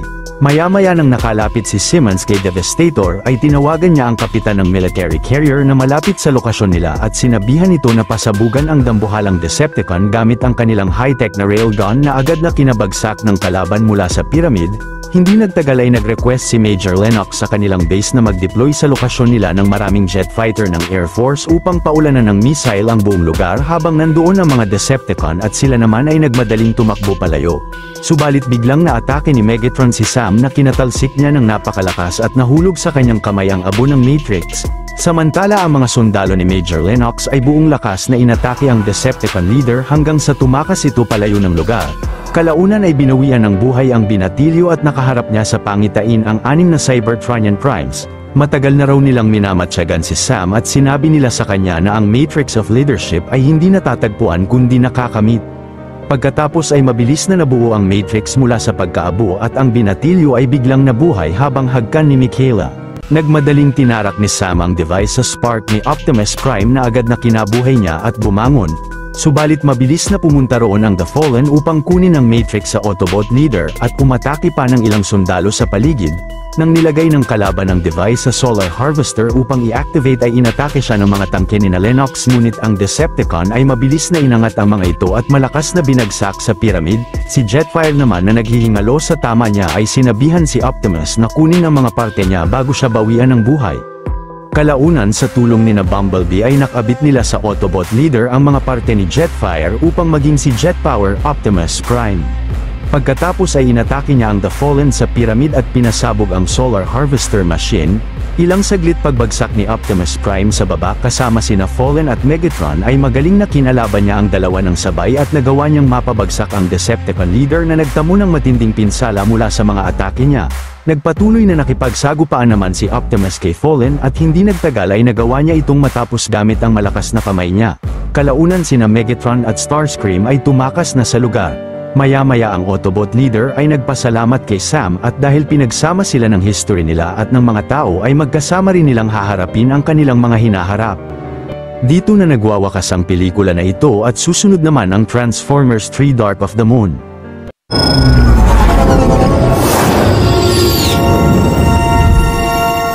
Sa planetang Cybertron noong matatalo na ang mga Autobot mula sa kanilang civil war laban sa mga Decepticon, ang isang ship ng mga Autobot na ang ARC na may dalang teknolohiya na magbabago sa kapalaran ng Cybertron ay sinubukang tumakas sa planeta. Subalit nang malubhang napinsala ang ship ng mga Decepticons ay bumagsak ito sa buwan ng Earth sa taong 1961. Ang NASA naman ay nadetect ang pagbagsak ng spacecraft sa buwan at kasama si President John F. Kennedy ay nagplano silang puntahan ito upang imbestigahan. Makalipas ang 8 taon ay nilaunch ng NASA sa publiko ang kanilang space shuttle na ang Apollo 11. Pagbaba sa buwan ng mga astronaut na sina Buzz Aldrin at Neil Armstrong ang nag-imbestiga roon. Pagkatapos ay sinadyang putulin ng ahensya ang publikong komunikasyon nila sa mga astronaut at sinimulan ni na Armstrong ang pag-imbestiga sa ARC. Nakita nilang labis na nawasak ang dambuhalang spacecraft at wala silang napansing kahit anong buhay na nilalang sa paligid maliban sa isang tila isang ulo ng higanteng robot. Maya-maya pagbalik ni na Armstrong at Buzz sa Earth ay kasama ang lahat ng involved sa misyon ay nangako silang pananatilihing sikreto ang mga nakita nila sa buwan. Napunta na sa kasalukuyang panahon ang palabas at makikitang nagtayo na ang mga tao ng mga energon detector sa maraming lugar. Sina Optimus Prime at ang kanyang grupo ng mga Autobot ay patuloy na tinutulungan ang NES team ni Lieutenant Lennox sa kanilang mga misyon laban sa mga masasamang tao. Isang araw si Voskhod ng Ukraine Department of Energy ay sinamahan sina Lennox at ang mga Autobot sa abandonadong nuclear power plant na ang Chernobyl. Inimbestigahan ng grupo ni Lennox sa loob ang isang tila alien technology subalit biglang inatake sila ng dambuhalang Decepticon na si Driller at mabilis na kinuha roon ang device. Paglabas ng higanteng nilalang sa abandonadong planta ay binangga niya sa daan si Optimus Prime at ang dala niyang trailer. Ang master pala ni Driller ay ang Decepticon na si Shockwave pero ang Autobot leader ay magaling na nahiwa ang kabilang parte ng kalaban at nahulog nito ang device ngunit agad na nagawa nilang makatakas sa Chernobyl power plant. Ilang saglit si Voskhod ay mabilis na tinapos ng Decepticon na si Laserbeak pagkasakay niya ng kanyang sasakyan. Sa sunod na eksena ang binatilyong si Sam Witwicky bagaman iniwanan ng nakaraang girlfriend niya ay masayang inawarde ng presidente ng gold medal dahil sa kabayanihan na nagawa niya kamakailan. Doon nakilala ni Sam ang magandang babaeng si Carly Spencer at agad na na-attract siya sa kanya. Nagdesisyon ang dalawa na magkasamang manirahan sa isang apartment at kasama rin nila roon ang mga dating Decepticon na sina Willy at Brains. Ilang saglit habang nag-aayos si Sam upang makapag-apply ng trabaho ay umalis na sa apartment si Carly upang pumasok sa trabaho niya. Kalaunan paglabas ng binatilyo ay sinalubong siya ng kanyang mga magulang na sina Ron at Judy upang kamustahin siya. Pagkatapos ay sumakay ang binatilyo sa nabili niyang lumang kotse na halos katulad ng itsura ni Bumblebee. Ngunit hindi ito gumana kaya't sinakay siya ng mga magulang niya sa kanilang sasakyan. Subalit lahat ng inaplayan na kumpanya ni Sam ay hindi siya matanggap dahil sa pagiging wanted niya sa FBI noon. Pero ang Accurate Systems ay tinanggap ang binatilyo sa trabaho dahil may rekomendasyon raw siya galing sa board nila. Kahit ayaw naman niyang tanggapin ang mababang posisyon na binigay sa kanya ni Bruce Brazos ay kalaunan ay napilitan siyang sumang-ayon sa lalaki. Maya-maya ay pumunta si Sam sa trabaho ni Carly upang ibalita sa kanya na may trabaho na rin siya. Nakilala niya roon ang boss ng babae na si Dylan Gould subalit labis na nagselos siya na malaman na sobrang malapit silang dalawa. Binansagan pa nito si Carly na isang duchess at nakita ng binatilyo sa pader ang mga litrato na magkasama sila. Ilang saglit pag-alis ni na Sam roon ay biglang hindi uli gumana ang kotse niya. Pagkatapos ay sinabihan siya ni Dylan na nalaman niya sa babae na nahihirapan siyang maghanap ng trabaho. Kaya't nagpadala raw siya ng rekomendasyon sa Accurate Systems upang matanggap si Sam sa kumpanya. Samantala sa bagong headquarter ng Nest sa Washington DC kung nasaan ang hangar ng mga Autobot kasama sina Sideswipe na isang Chevrolet, ang Ferrari na si Dino, ang Camaro na si Bumblebee, ang scientist na Autobot na si Q, ang GMC truck na si Ironhide at ang iba pa. Pumunta sa headquarter ang US National Intelligence Director na si Charlotte Meering upang talakayin ang nangyari sa Ukraine nakaraan. Ngunit galit na hinarap siya ni Optimus dahil hindi raw nasabi sa kanya ng mga tao ang tungkol sa fuel rod na galing sa ship nila noon na ang Ark. Sumagot si Meering na kahit sila ay hindi alam ang tungkol dito at pinapunta roon si Buzz Aldrin pati ang mga involved sa Apollo 11 mission. Pinaliwanag ni Buzz at ng mga kasamahan niya na nangako sila noon na isisikreto ang mga nakita nila sa buwan. Pagkatapos raw ng misyon nila ay nagpadala ng probe ang Russia sa buwan na posibleng ang dahilan kung bakit nakuha ng mga ito roon ang fuel rod. Nasabi naman ni Optimus na ang nilalaman ng Ark ay isang Autobot technology na makakapagpanalo sa gera nila noon at sakay rin ito ang inventor ng teknolohiya na si Sentinel Prime. Kalaunan ay napagplanuhan ng Autobot leader na puntahan agad ang Ark bago malaman ng mga Decepticons ang lokasyon nito. Sakay ng nagawa nilang spacecraft na ang Xanthium ay pumunta si Optimus sa buwan kasama si Ratchet. Pagpasok ng dalawa sa loob ng Ark ay nakita nila roon ang katawan ni Sentinel Prime kasama ang ilang mga pillars. Pagkatapos ay napagdesisyonan ni Optimus na dalhin siya at ang mga Autobot technology pabalik ng Earth. Sa sunod na eksena bilang isang mailman ay nagsimula na si Sam magtrabaho sa Accurate Systems at kalaunan ay binisita siya ni Carly. Binalita sa kanya ng babae na nakapunta siya roon dahil binigyan siya ng mamahaling kotse ng boss niya pero si Sam ay naisipan na ibenta ang sasakyan upang makabili sila ng sariling bahay. Nang hinarap ang binatilyo ni Mr. Brazos ay nagpaalam na si Carly sa kanya. Samantala ang Decepticon leader na si Megatron na palihim na nananatili sa Tanzania, Africa ay mas nanghihina na dahil sa matinding pinsala na natamo niya sa huling laban nila ni Optimus. Kasama roon ni Megatron si Starscream at nag-report sa kanya si Soundwave at ang alaga nitong si Laserbeak na nalaman na ng mga Autobot ang lokasyon ng Ark at dinala ni Optimus si Sentinel pabalik ng Earth alinsunod sa mga plano nila. Maya-maya ang isang empleyado ng Accurate na si Jerry Wang ay kinulit at kinuha ang jacket ni Sam upang mapunta niya siya sa palikuran. Binigay ni Wang sa binatilyo ang mga dokumento na tinago niya sa loob ng kanyang salawal. Naglalaman raw ito ng mga impormasyon tungkol sa madilim na parte ng buwan at ang masamang plano ng mga Decepticon. Nang iniwanan na si Sam ng lalaki sa palikuran ay agad na chinek niya ang mga dokumento at totoo nga ang mga sinasabi nito. Sinubukang kausapin uli ni Sam si Wang pero galit na pinaalis siya ng lalaki sa kanyang opisina. Subalit kasalukuyang kinakausap pala si Wang ni Laserbeak dahil puwersahan na nagtatrabaho siya ng palihim para sa mga Decepticon at nalaman nito na nag-usap sila ng binatilyo. Matapang na tinutukan ng baril ni Wang si Laserbeak subalit mabilis na tinulak siya ng kalaban sa salamin na bintana ng gusali upang palabasin sa lahat na nagpakamatay siya. Pagkatapos ay inatake ng Decepticon ang maraming empleyado ng Accurate System sa paligid kabilang na si Bruce Brazos habang pinapasabugan niya ang mga bagay roon. Pero si Sam ay nagawang makatakbo palabas ng gusali. Pagsapit ng gabi ay kasama si Carly ay nagmadaling pinuntahan ng binatilyo ang headquarter ng Nest. Ngunit nang na-detect ng mga bantay na may kasama silang mga Decepticon ay dadakpin na si Sam ng mga ito pero tinawagan niya sa radyo si Bumblebee at mabilis na pumunta sa entrance ang dilaw na Autobot. Dito na pinapasok sina Sam at Carly ng mga bantay ng headquarter at nakaharap niya roon si Lieutenant Lennox. Biglang lumapit sa tatlo si Director Meering at pinaliwanag ng binatilyo sa kanila ang nangyari sa trabaho niya kanina pati na ang pagbabalik ng mga Decepticon. Nalaman naman ni Lennox sa data nila na si Jerry Wang na pinatay sa trabaho ni Sam kanina lang ay dating software engineer ng NASA.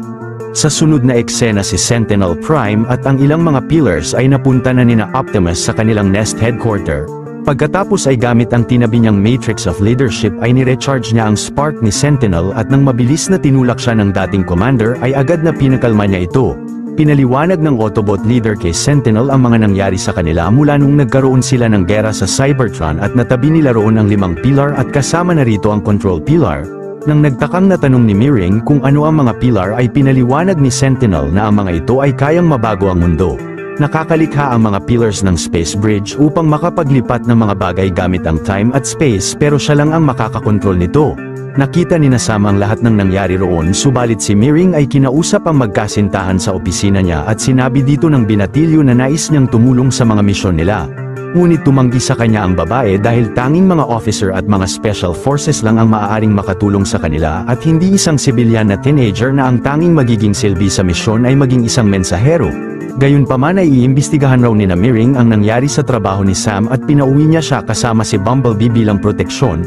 Sa sunod na araw ang dating agent ng Sector 7 na si Simmons ay isa ng milyonaryo matapos magsulat ng libro patungkol sa mga Cybertronian. Ilang saglit ay tinawagan siya ni Sam at sinabi sa kanya na bumalik na ang mga Decepticon. Si Simmons naman kasama ang kanyang butler na si Dutch ay agad na pinuntahan ang binatilyo sa apartment niya. Sa pag-research ng tatlo roon ay nalaman nila na pinagpapatay ng mga Decepticon ang karamihan sa mga taong involved sa Apollo 11 at pinalabas na naaksidente sila upang mapanatiling sekreto ang mga impormasyon tungkol sa buwan. Pagkatapos si Brains na nag-transform na isang laptop ay nalaman ang lokasyon ng 2 Russian cosmonauts na involved sa nakanselang unmanned mission papuntang buwan noong 1972. Samantala si Optimus ay kinausap si Sentinel sa labas at napagdesisyonan niya na siya dapat ang mamuno sa kanila. Kaya't binigay niya rito ang Matrix pero tumanggi si Sentinel at binalik kay Optimus ang device. Maya-maya pag-uwi ni Carly sa apartment ay nagulat siya na makita roon sina Simmons at Dutch. Labis na kinagalit yon ng babae dahil dapat raw ay pupunta sila sa party ni Dylan at dapat na hindi na tumutulong si Sam sa problema ng mga Autobot. Inaya niya siyang sumama sa kanya ngunit tumanggi ang binatilyo kaya't galit na inalisan niya siya sa tapat ng apartment nila. Ilang saglit ay dumating roon sina Dino at Sideswipe at kahit labis na nalungkot si Sam sa ginawa sa kanya ni Carly ay pinuntahan nila ni Simmons ang isang exclusive nightclub kung saan namamalagi ang 2 retired Russian cosmonauts noon. Nang mabilis na tinutukan silang tatlo ng baril ng mga babae sa bar ay magaling na pinatumba ni Dutch ang bartender ng club dahil dati pala siyang NSA agent. Pinakalma naman ni Simmons ang assistant niya at ang mga retired cosmonauts ay napagdesisyonan na ipakita kina Sam sa likod ng club ang mga litrato ng madilim na parte ng buwan dahil nagawa nilang makapagpadala rito noon ng probe. Na-realize naman nina Sam at Simmons na ang mga nasa litrato ay mga Autobot pillars na malamang nakuha na ng mga Decepticon sa buwan bago makapunta roon ang Apollo 11, pero iniwan nila si Sentinel sa Ark upang makuha siya ng mga Autobot at mabuhay ni Optimus gamit ang Matrix dahil siya lang ang makakakontrol ng pillars. Agad na sinabi ng binatilyo kay Director Meering ang lahat ng nalaman niya pati na ang pagpunta ng mga Decepticon kay Sentinel upang kunin siya. Pagkatapos ay sinabayan nina Sam at ng mga Autobot si Sentinel pabalik ng headquarters subalit ang mga Dreads Decepticons ay biglang hinabol sila sa kalsada. Ang isa ay nahagi si Simmons sa kotse pero nang aatakihin sina Bumblebee ng mga ito ay agad na nagpreno sila na kinahampas ng mga kalaban sa sahig. Kalaunan ng isa pang Decepticon ay nahook ni Dino at pinagbabaril ni Bumblebee hanggang sa mawasak ito ng matindi sa daan. Mabilis na hinarang ng isang Dread ang truck sa kalsada pero tumalo ng malakas si Bumblebee at habang nasa ere ay binalik niya sa loob si Sam. Ilang saglit ang GMC truck na si Ironhide ay malakas na binangga ng mag-isa ang dalawang Decepticon sa daan at kasama si Sideswipe ay sabay na hinarap nila ang mga ito. Dito na nagsimula ang napakatinding sagupaan ng dalawang Autobot laban sa mga Decepticon Dreads at hindi nagtagal ay buong galing na natapos ni na Ironhide ang mga kalaban roon. Maya-maya ay napunta na ng mga Autobot si Sentinel sa tapat ng Nest Headquarter, subalit binunyag niya na upang maligtas ang Cybertron noon ay nakipagkasundo raw siya kay Megatron habang pinapasabugan niya ng cannon si Ironhide na agad na kinatapos ng kanyang buhay.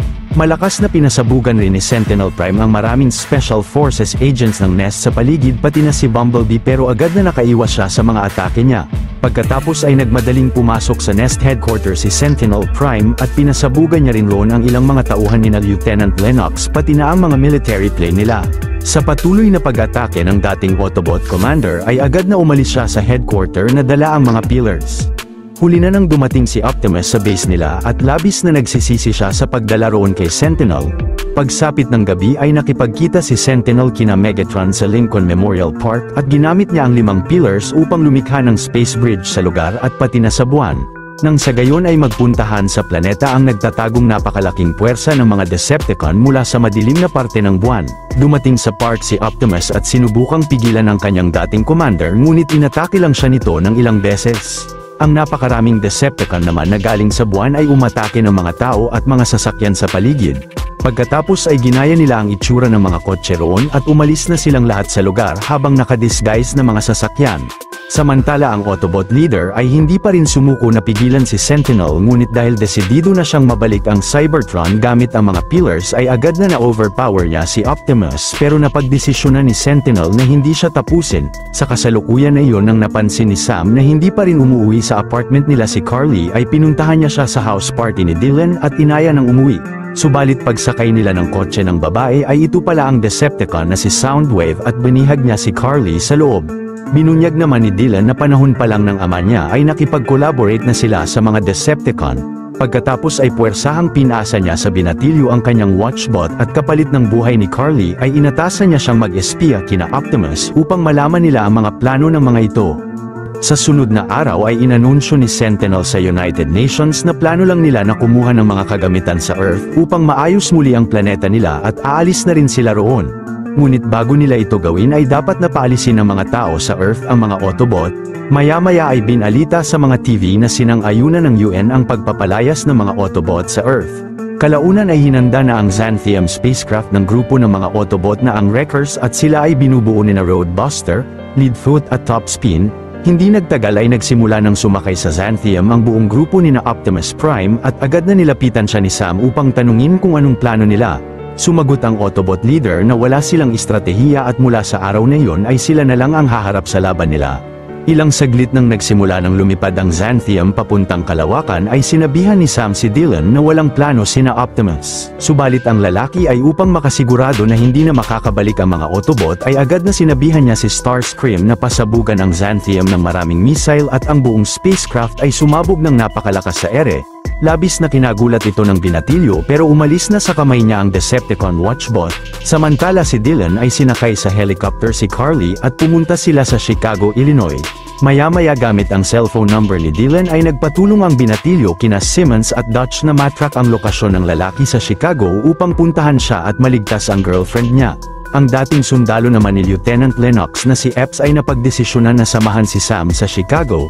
Kalaunan ay binunyag ni Dylan sa babae na ang totoong plano ng mga Decepticon ay dalhin sa Earth ang Cybertron pagkatapos ay gagawin nilang alipin ang sangkatauhan. Ilang saglit si Sentinel ay pinwesto na ang 5 pillars niya sa tuktok ng isang gusali sa Chicago.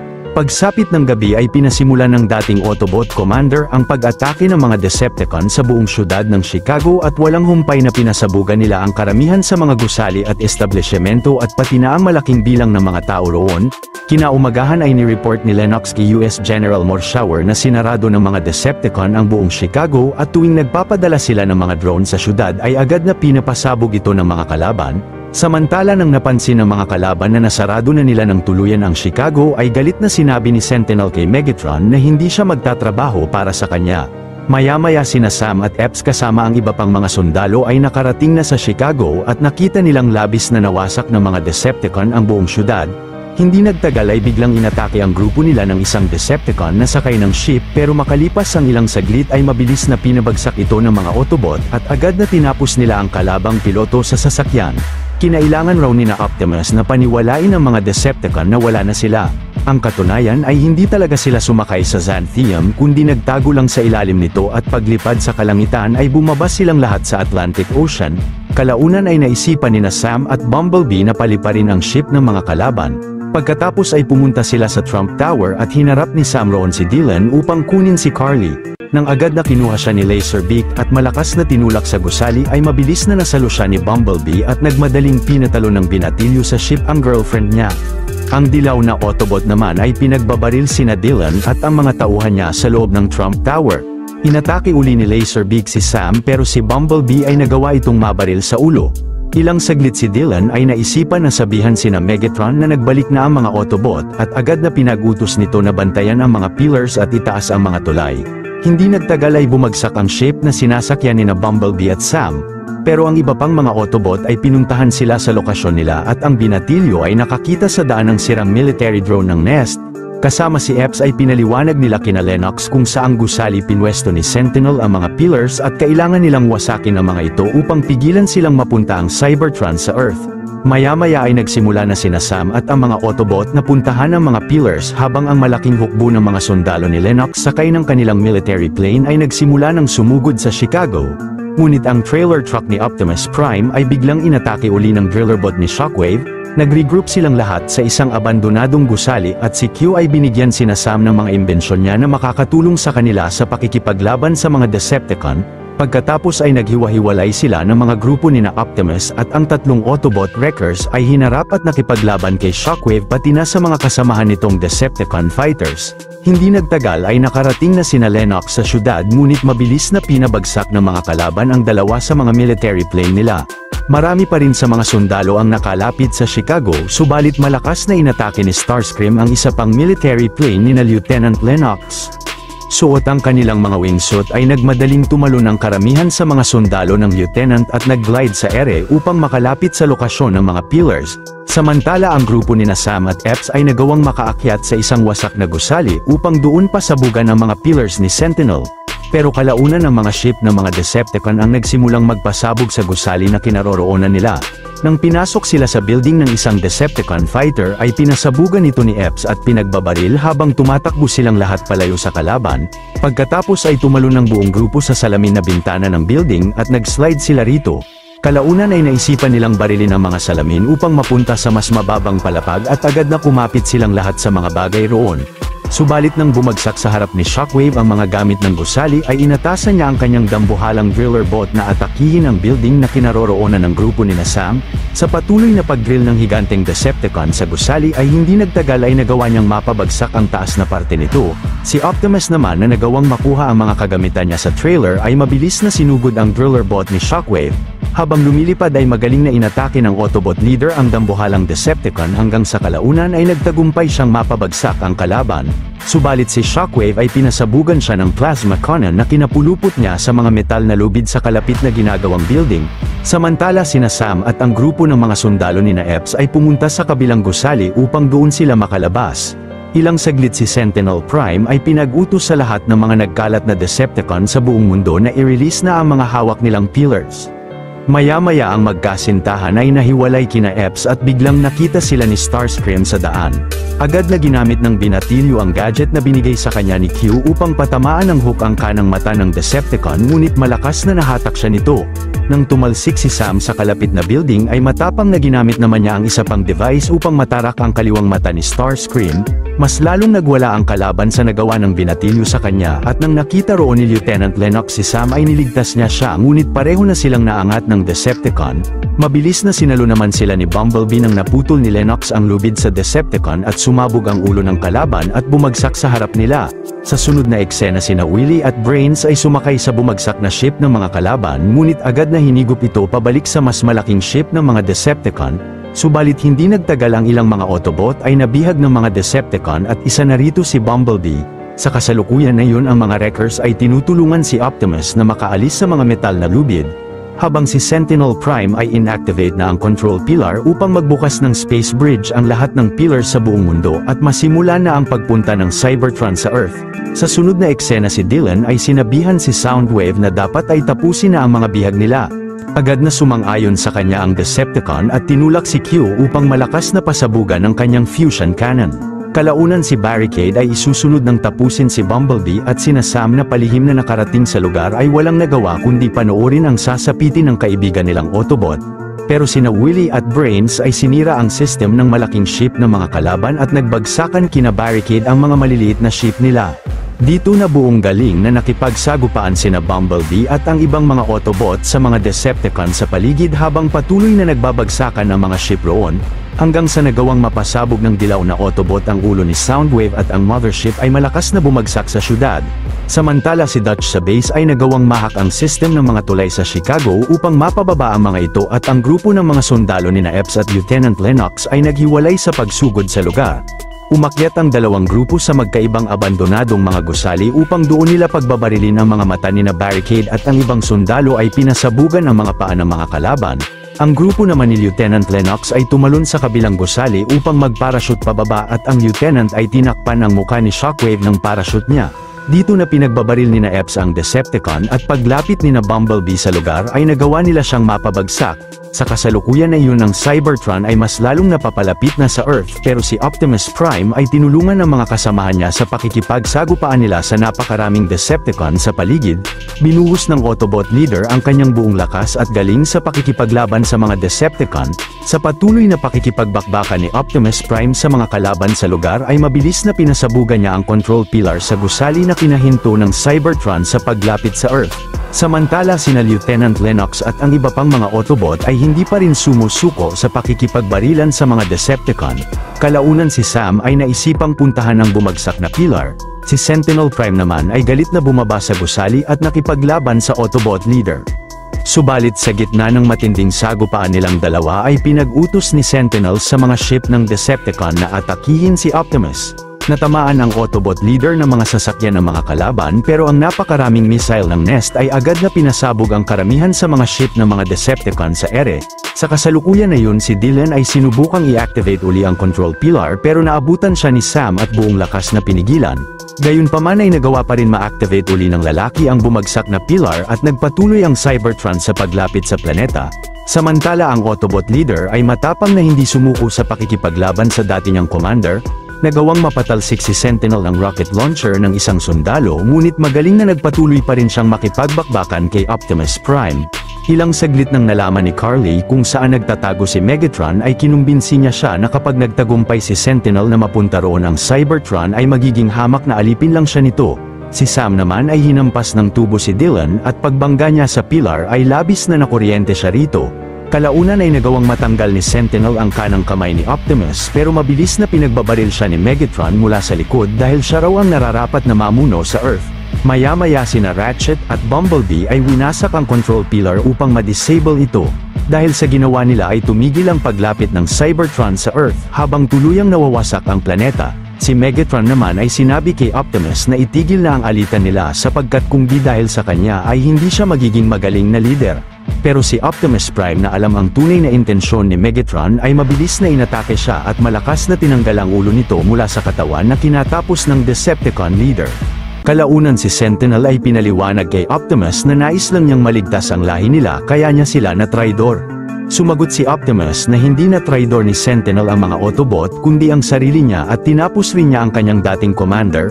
Maya-maya si Sam ay masayang hinagkan si Carly at dito na sila nagkaayos muli. Dahil tuluyan nang nawala ang Cybertron ay tinanggap ng mga Autobot na ang Earth na ang tahanan nila at nangako sa sarili na kahit kailan ay hindi nila tatraidorin ang planetang yon at ang mga tao roon. Dito na nagwawakas ang pelikula at ang kasunod ay ang Transformers 4 Age of Extinction.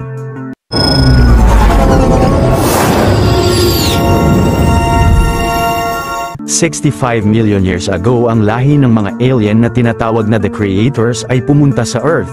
Gamit ang kanilang mga device na ang mga Sid ay pinalibutan nila ang planeta ng kakaibang uri ng alloy na ang Transformium na kinamatay ng lahat ng mga dinosaur. Napunta na sa kasalukuyang panahon ng istorya at ang geologist na si Darcy kasama ang kanyang team ay nakadiskubre ng fossil ng isang dinosaur na nababalot ang buong katawan ng Transformium. Makalipas ang 5 taon mula nang matapos ang laban ng mga Autobot sa mga Decepticons sa Chicago ay tinuring na ng gobyerno ang mga Transformers na mga panganib sa lipunan. Pagkatapos ay napagdesisyonan nila na tapusin na ang pakikipag-isa ng kanilang militar mula sa mga Autobot. Kalaunan ng CIA operative na si Harold Ottinger na ang founder ng Black Ops Unit na ang Cemetery Wind ay inatasan ng gobyerno na tugisin ang mga natitirang Autobot at sa kasalukuyan na iyon ay natugis na nila ang ilan sa mga ito. Pagsapit ng gabi ang Cemetery Wind ay may nadetect na Autobot na nagtatago sa isang abandonadong barko. Nang malakas na pinasabugan ng grupo ang pinagtataguan ng Autobot ay makikitang ito pala ay si Ratchet at patuloy na inatake siya ng mga CIA agents ng Cemetery Wind. Piniling hindi lumaban ni Ratchet sa mga agent at nagmadaling tumakbo sa kanila ngunit kalaunan ay nawasak ng mga ito ang isang paa niya. Ilang saglit ang Cybertronian bounty hunter na si Lockdown ay gamit ang kanyang face cannon ay malakas na pinasabugan niya si Ratchet. Lumalabas na kaalyansa pala ng Cemetery Wind si Lockdown at nang sinubukang lumaban ni Ratchet sa mga CIA agents ay agad na napabagsak nila siya. Tinanong ni Lockdown sa Autobot ang lokasyon ni Optimus Prime pero hindi niya ito sinabi at napagdesisyonan ng kalaban na kunin ang spark niya sa dibdib. Sa sunod na eksena ang inventor na si Cade Yeager at ang kaibigan niyang si Lucas ay pumunta sa lumang teatro. Pagpasok nila roon ay nakakita si Cade ng lumang truck at agad na binili nilang dalawa ito upang iuwi sa bahay niya sa Texas. Nagalit kay Cade ang anak niyang si Tessa sa pagbili ng truck pero pinaliwanag niyang kukuhaan niya ito ng parts upang mapag-aral ang dalagita sa kolehiyo. Maya-maya ay makikita sa loob ng barn ni Cade ang mga naimbento niyang mga robot. Samantala si Ottinger ay pumunta sa malaking ship ni Lockdown na ang Knights Temenos at lumalabas na kaya pala nakipag-alyansa siya sa Cemetery Wind ay upang tulungan nila siya na makuha si Optimus Prime. Kinabukasan ay pinakita ni Cade kina Tessa at Lucas na kapag kinuryente niya ang truck ay maririnig nila ang boses ni Optimus Prime na tinatawag ang mga kasamahan nitong Autobot. Dahil raw rito ay nalaman niya na isang Transformer ang sasakyan na yon. Nang sinimulang suriin ni Cade ang truck ay biglang tumalsik sa kamay niya ang missile nito at pumasok sa bahay nila. Pagkatapos ay biglang nag-transform si Optimus Prime sa harap ni Cade at nagwala siya sa loob ng barn. Pero kalaunan ay kumalma siya ngunit napansin niya sa sarili na labis na nanghihina ang kanyang katawan. Tinanong naman ni Cade kung anong nangyari sa kanya at pinaliwanag ni Optimus na inambush raw sila ng mga tao at napilitan siyang magtago sa anyo na iyon upang makatakas. Kalaunan ay napagdesisyonan ng lalaki na ayusin si Optimus at agad na sinabihan niya si Lucas na bumili ng mga materyales. Maya-maya ay sinimulan ng kumpunihin ni Cade ang mga nasirang parte ng Autobot leader. Subalit sina Ottinger ay nakatanggap ng tawag mula sa isang sibilyan sa Texas at nagbigay ito ng mga impormasyon tungkol sa lumang truck na hinahanap nila. Nagmadaling sinabihan niya si James Savoy at ang ilang agents ng Cemetery Wind na puntahan ang lokasyon ng Autobot. Makalipas ang ilang oras ay nakarating na ang grupo sa bahay ni Cade at agad na hinanap nila sa buong lugar ang lumang truck pero hindi nila ito makita roon. Pinag-utos naman ni Ottinger na bantaan nila si Cade na tatapusin si Tessa kung hindi nito sasabihin kung nasaan si Optimus Prime. Ang Autobot leader pala ay nagtatago sa ilalim ng barn at dahil hindi na niya matiis ang sigaw ni Tessa at Cade ay malakas na lumabas siya sa pinagtataguan niya. Kahit pa bahagyang nanghihina ay buong lakas na inatake ni Optimus ang mga CIA agents ng Cemetery Wind sa paligid. Mabilis na pinuha ni Cade ang isang drone ng mga kalaban subalit si Lockdown ay pinasabog ang buong bahay nila gamit ang kanyang mga missile. Sa patuloy na pakikipaglaban ni Optimus sa mga agents ay dumating sa lugar ang binatilyong si Shane at agad na pinasakay silang tatlo sa kanyang kotse. Mabilis na minaneho ni Shane ang sasakyan niya palayo ng lugar habang ang Autobot leader ay sinusundan sila. Ngunit labis na nagulat si Cade na malaman na boyfriend ni Tessa ang lalaki. Sa patuloy na pag-drive naman ni Shane ng mabilis habang hinahabol sila ng mga agents ni Ottinger ay ilang saglit ay nakarating sila sa kalapit na syudad. Samantala si Optimus ay hinahabol ni Lockdown sa bubong ng mga gusali pero matapang na kinalaban niya siya at nagawang masabit ang leeg nito sa gilid ng isang gusali. Kalaunan si Lucas ay inamin kina Cade na siya ang nagsabi sa CIA ng lokasyon ni Optimus dahil sa reward na matatanggap nila. Maya-maya ay malakas na winasak ni Optimus ang ilang sasakyan ng Cemetery Wind sa kalsada at si Shane ay naisipang ipasok sa kalapit na abandonadong warehouse ang kotse nila. Pagkatapos ay mabilis na pinatalon niya ang sasakyan sa isang ramp sa labas ng sa gayon ay mawasak ang mga kotse ng mga kalaban rito. Dahil naman nasira ang gulong ng sasakyan nila sa pagbagsak sa ramp ay nagmadali silang sumakay kay Optimus ngunit si Lockdown ay biglang naghagis kina Cade ng metal transmutation grenade, naabutan si Lucas ng pagsabog na kinasunog ng katawan niya at naging metal. Subalit sina Cade ay walang nagawa at napilitang umalis agad sa lugar upang makatakas sa mga agents ng Cemetery Wind. Nang nagawa nilang makalayo sa lugar ay pinababa ni Optimus sina Cade upang kumpirmahin na hindi na sila nasundan ng mga kalaban. Sina Cade naman ay napagdesisyonang magpagabi sa isang abandonadong gas station. Sa sunod na araw pagdating nila sa disyerto ng Texas ay ginaya ni Optimus ang itsura ng truck na nakasalubong nila sa daan upang gawing bagong alternate transformation niya. Pagkatapos ay tinawag ng Autobot leader ang mga kasamahan niya na nagtatago roon at ito ay sinahound na isang tactical vehicle, ang Bugatti Veyron na si Drift, ang Corvette Stingray na si Crosshairs, at ang Camaro na si Bumblebee. Sinabihan naman sila ni Optimus Prime na simula sa araw na iyon ay hindi na sila susunod sa batas ng mga tao. Pagsapit ng gabi ay pinakita ni Cade sa mga Autobot ang mga footage ng pagtugis ng Cemetery Wind sa mga kasamahan nila mula sa nahack niyang drone ng mga agents. Nalaman pa ng lalaki na ang drone ay dinisenyo ng Kinetic Solutions Inc. o KSI na malamang ay involved rin sa pagtugis sa kanila ng Cemetery Wind. Kalaunan ay napagdesisyonan ni Optimus na tapusin ang taong nasa likod ng pag-atake sa kanila. At dahil naman target na rin sina Cade ng mga kalaban ay napagdesisyonan niyang tulungan ang mga Autobot sa kanilang misyon. Kinabukasan ng CEO ng KSI Industries sa Chicago na si Joshua Joyce ay nag-demonstrate ng project nila sa ex-girlfriend niyang si Darcy. Pinakita niya sa babae ang mga nakolekta nilang transformium mula sa nakuha nitong dinosaur fossil nakaraan at nadiskubre nilang maaaring ma-program ang metal upang baguhin ang itsura at hugis nito sa kahit anong bagay na nais nila. Pagkatapos ay dinala ni Joshua si Darcy sa pasilidad nila kung saan pinag-aaralan ng mga scientist ng kumpanya ang mga nakuha nilang labi ng mga transformers dahil sa pagkakaroon niya ng special government contract. Makikitang ginawa niyang bihagroon si Brains at puwersahan siyang pinagtatrabaho sa pasilidad upang tumulong sa mga experimentation nila. Ayon pa kay Joyce na ngayong marami na silang nalamang data mula sa mga transformers ay nagagawa na nilang lumikha ng mas mainam pa sa mga ito. Pinakita niya kay Darcy ang military prototype nila na si Galvatron subalit labis na nagtataka siya kung bakit naging hawig ito ni Megatron gayong dinisenyo niya siya mula sa itsura ni Optimus. Samantala sina Cade ay naghahanda na sa pagpasok nila sa gusali ng KSI sa Chicago at gamit ang nahack niyang drone ay iniska niya ang ID ng isang scientist roon upang makagawa sila ng mga kopya nito. Sa sunod na araw ay sakay ni Bumblebee at gamit ang mga peking ID ay nagawang makapasok ni Cade at Shane sa building ng KSI Industries. Nakita nila sa daan ang prototype robot ng kumpanya na ang Stinger na dinisenyong hango sa itsura ni Bumblebee at nang iniwan na ni Cade sina Shane roon ay kalaunan ay lumabas na sila ng gusali. Sa kasalukuyan na yon si Joshua ay nakipagkita kay Ottinger. Sinabi nito sa kanya na mabibigay lang sa kanila ni Lockdown ang Cybertronian seed kapag nakuha na nito si Optimus. Napag-alaman pa niya na ang inventor na si Cade ay nahack ang drone na dinisenyo ng kumpanya ni Joshua at alam na ng lalaki na involved siya sa mga operasyon nila.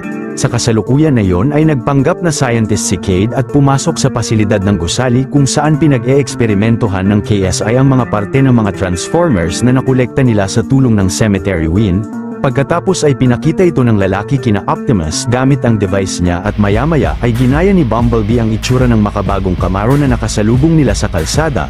Ang mga security naman ni Joshua ay na-detect na may gumagamit ng parehong ID sa kanilang pasilidad at agad na nalaman nila na ito ay si Cade. Ilang saglit ay nahuli ang lalaki ng mga security personnel ng KSI at agad na hinarap siya ng mga ito kay Ottinger. Sa sunod na eksena ang buong grupo ni na Optimus Prime ay biglang sinugod ang gusali ng Kinetic Solutions Inc. at galit na winasak nila ang karamihan sa mga equipment ng kumpanya bilang paghihiganti sa pag-eksperimento ng mga ito sa mga kasamahan nila. Sina Bumblebee at Griff naman ay tinulungang makatakas si Cade kina Ottinger. Kalaunan ay matapang na pinigilan ni Joshua ang mga Autobot at sinabing kahit anong gawin ni na Optimus ay nasa kanila na ang mga datos nila. Dahil rito ay hindi na kailangan ng mga tao ang mga Transformers sapagkat kaya na nilang makalikha ng mga tulad nila. Kasama naman si Willie ay mabigat ang kalooban na sinabihan ng Autobot leader ang mga kasamahan niya na umalis na sila sa gusali. Ilang saglit si Ottinger ay kinumbinsi si Joshua na dapat ay atakihin nila ang mga Autobot gamit ang mga prototype Transformers na nalikha ng kumpanya niya.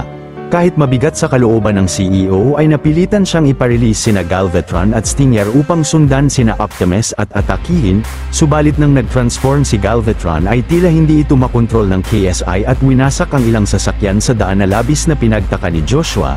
Pagkatapos ay kinontrol ng mga tauhan ni Joshua ang kanilang prototype Transformer upang atakihin ang mga Autobot ng napakaraming missile nito habang nasa kalsada sila. Inatake rin ni Bumblebee si Galvatron ng mga missile ngunit biglang nagpira-piraso ang katawan niya at bumalik sa sasakyang anyo. Hindi nagtagal ay nagawang matamaan ni Galvatron ang Autobot leader ng mga missile at dito na nagsimula ang matinding bakbakan nilang dalawa. Subalit napansin ni Prime na kahit walang spark sa dibdib ang kalaban ay nagagawa nitong makipaglaban ng sobrang galing sa kanya. Samantala si Tessa ay nagtago sa isang kotse sa kalsada. Ilang saglit ay dumating sa lugar si Lockdown at gamit ang kanyang face cannon ay mabilis na inatake niya ang Autobot leader ng ilang beses sa dibdib na kinabagsak niya. Pinaliwanag ng kalaban kay Optimus na pinadala raw siya roon ng creators upang kunin siya. Pagkatapos ay mula sa ship ay nag-release si Lockdown ng assault carrier jet upang kunin roon si Optimus Prime ngunit pati ang kotseng pinagtataguan ni Tessa ay nadala rin ng kalaban. Nagmadaling tumakbo si Cade upang iligtas ang anak niya mula sa lambat ni Lockdown ngunit kalaunan ay hindi na niya kinaya ang pagkapit rito at nahulog siya. Nang napasok na ang Autobot leader sa Temenos ay nalaman niya kay Lockdown na ang ship na yun ay tinayo noon para sa mga katulad ni Optimus na isang legendary knight pero ngayon ay ginawa na niya itong kulungan. Hinatasan raw si Lockdown ng creators na tipunin ang mga nagrebelding likha ng mga ito at nahuli na raw niya ang lahat at si Optimus na ang huli. Samantala nang wawasaki na ang kotseng sinasakyan ni Tessa ng mga pusher drone ng ship ay matapang na nilabanan niya ang mga ito at nagmadaling tumakbo sa paligid upang hanapin si Optimus Prime. Maya-maya ang isang helicopter ng Cemetery Wind ay bumaba sa deck ng Temenos at si Lockdown ay tumupad na ibigay sa kanila ang Cybertronian Seed dahil sa matagumpay na pagkuha niya kay Optimus. Pero bago umalis ang ship ng kalaban ay agad na sumakay rito sina Cade at ang 4 na Autobot upang iligtas sina Optimus at Tessa. Pagkatapos ay nirelease ni na Crosshairs ang mga anchor ng ship at hinok sa mga gusali upang hindi ito makalipad palayo ng Earth. Agad na napansin yun ni Lockdown at inatasan niya ang kanyang mga alagang lobo na ang mga Steeljaw na sugurin ang mga Autobot. Ilang saglit sina Cade at Shane ay napunta sa armory ng ship at kumuha silang dalawa rito ng mga sandata. Hindi nagtagal ay napansin ang dalawa ng mga Shadow Raider ni Lockdown at malakas na inatake sila ng mga ito. Pero si Cade ay matapang na nakipagbarilan sa mga kalaban gamit ang sandata na nakuha niya roon at nagawa niyang mapabagsak ang karamihan sa mga Shadow Raiders. Kalaunan ay nahanap ng dalawa sa ship ang dalagita at agad na ginamit nila ang mga cable ng mga anchor ng Temenos upang makapunta sa kalapit na building. Sa sunod na eksena ay biglang hinabol sina Cade ng mga Steeljaw at agad na pinagbabaril niya ang ilan sa mga ito. Naisipan namang wasakin ng iba pa ang mga cable pero mabilis na pinigilan ni Bumblebee ang mga nilalang at magaling na tinapos ang ilan sa kanila. Ngunit nagawa pa ring maputol ng mga Steeljaw ang cable na kinakapitan ni Cade at nagmadaling tumalo ng malakas ang dilaw na Autobot upang iligtas ang tatlo. Pagkatapos ay pinasakay sila ni Crosshair sa assault carrier na na-hijack niya mula sa Temenos. Biglang hinabol sila ng mga Shadow Raiders ni Lockdown na nakasakay rin sa mga assault carrier. Pero dahil sa magaling na pagtutulungan ni Crosshairs at Bumblebee na kalabanin ng mga ito ay nagawa nilang mapasabog sa ere ang karamihan sa mga kalaban. Kalaunan ay sina Cade naman ang nagpiloto ng assault carrier subalit sa patuloy na pagpapasabog nila sa mga kalaban ay hindi nagtagal ay malakas na bumagsak ang kanilang ship sa kalapit na kalsada. Samantala ang mga Autobot ay natagpuan na ang selda na kinaroroonan ni Optimus at agad na tinulungan nila siyang makatakas rito. Pagkatapos ay sinimulang kontrolin ni Hound ang malaking parte ng Temenos at bago ito lumipad palayo ay natanggal na nila ang parte ng ship nang hindi nalalaman ni Lockdown. Maya-maya nang nag-regroup ang mga Autobot malayo sa Chicago ay napagdesisyonan ni Optimus na umalis na sa Earth gamit ang ship na nakuha nila. Si Brains naman ay binunyag sa lahat na si Galvatron ay si Megatron mismo na binuo muli ng KSI. Dahil ang ulo niya na nakolekta ni na Joshua sa Chicago ay hindi pa lubusang namamatay at siya ang kumontrol ng system ng kumpanya nang hindi nalalaman ni na Joshua. Dagdag pa ni Brains na si Megatron rin mismo ang nagkontrol sa KSI upang kunin nila ang SID lockdown. Pagkatapos ay pinaliwanag ni Optimus na ang mga Cybertronian SID ay ginamit noon ng creators upang gawing transformium ang lahat ng buhay na bagay sa Earth nang sa gayon ay malikha sila. Malamang ang plano ni Galvatron ay gamitin ang SID upang gawing transformium ang milyon-milyong tao at makalikha ng napakalaking hukbo na tatapos sa buong sangkatauhan. Samantala si Joshua kasama ang kanyang Chinese business partner na si Su Yumeng ay napagdesisyon ng pagpatuloy ang project nila sa kanilang China facility. Kinabukasan pagdating ni Joshua sa bansa ay pinapunta niya rin roon ang kanyang mga prototype robot kabilang na si Galvatron. Maya-maya sa tulong ni na Drift ay tinawagan ni Cade si Joshua at sinabi sa kanya na wala talaga siyang kontrol kay Galvatron bagkus ito pa ang kumokontrol sa kanya na makuha ang SID. Dahil plano ni Galvatron na gamitin ang device upang kumitil ng milyon kaya't dapat ay hindi ito mapunta sa kanya. Ilang saglit ay natunto ng mga pulis ang lokasyon ni na Cade at agad na umalis sila sa lugar sakay ng ship bago pa sila maabutan ng mga ito. Si Optimus naman ay napagdesisyon ng kunin ang SID sa mga kalaban at pagkatapos nito ay aalis na sila sa Earth. Pero si Cade ay sinabi sa kanya na madalas man na nakakagawa ng pagkakamali ang mga tao ay dapat ay hindi sila mawalan ng tiwala sa kanila. Sa sunod na eksena sa KSI China facility ay makikitang dito nakagawa sina Joyce ng mas marami pang prototype Transformers. Ilang saglit ay masayang dineliver ni Ottinger sa CEO ang Cybertronian SID pero dahil sa sinabi sa kanya ni Cade ay nagdalawang isip siya kung tatanggapin niya ang device.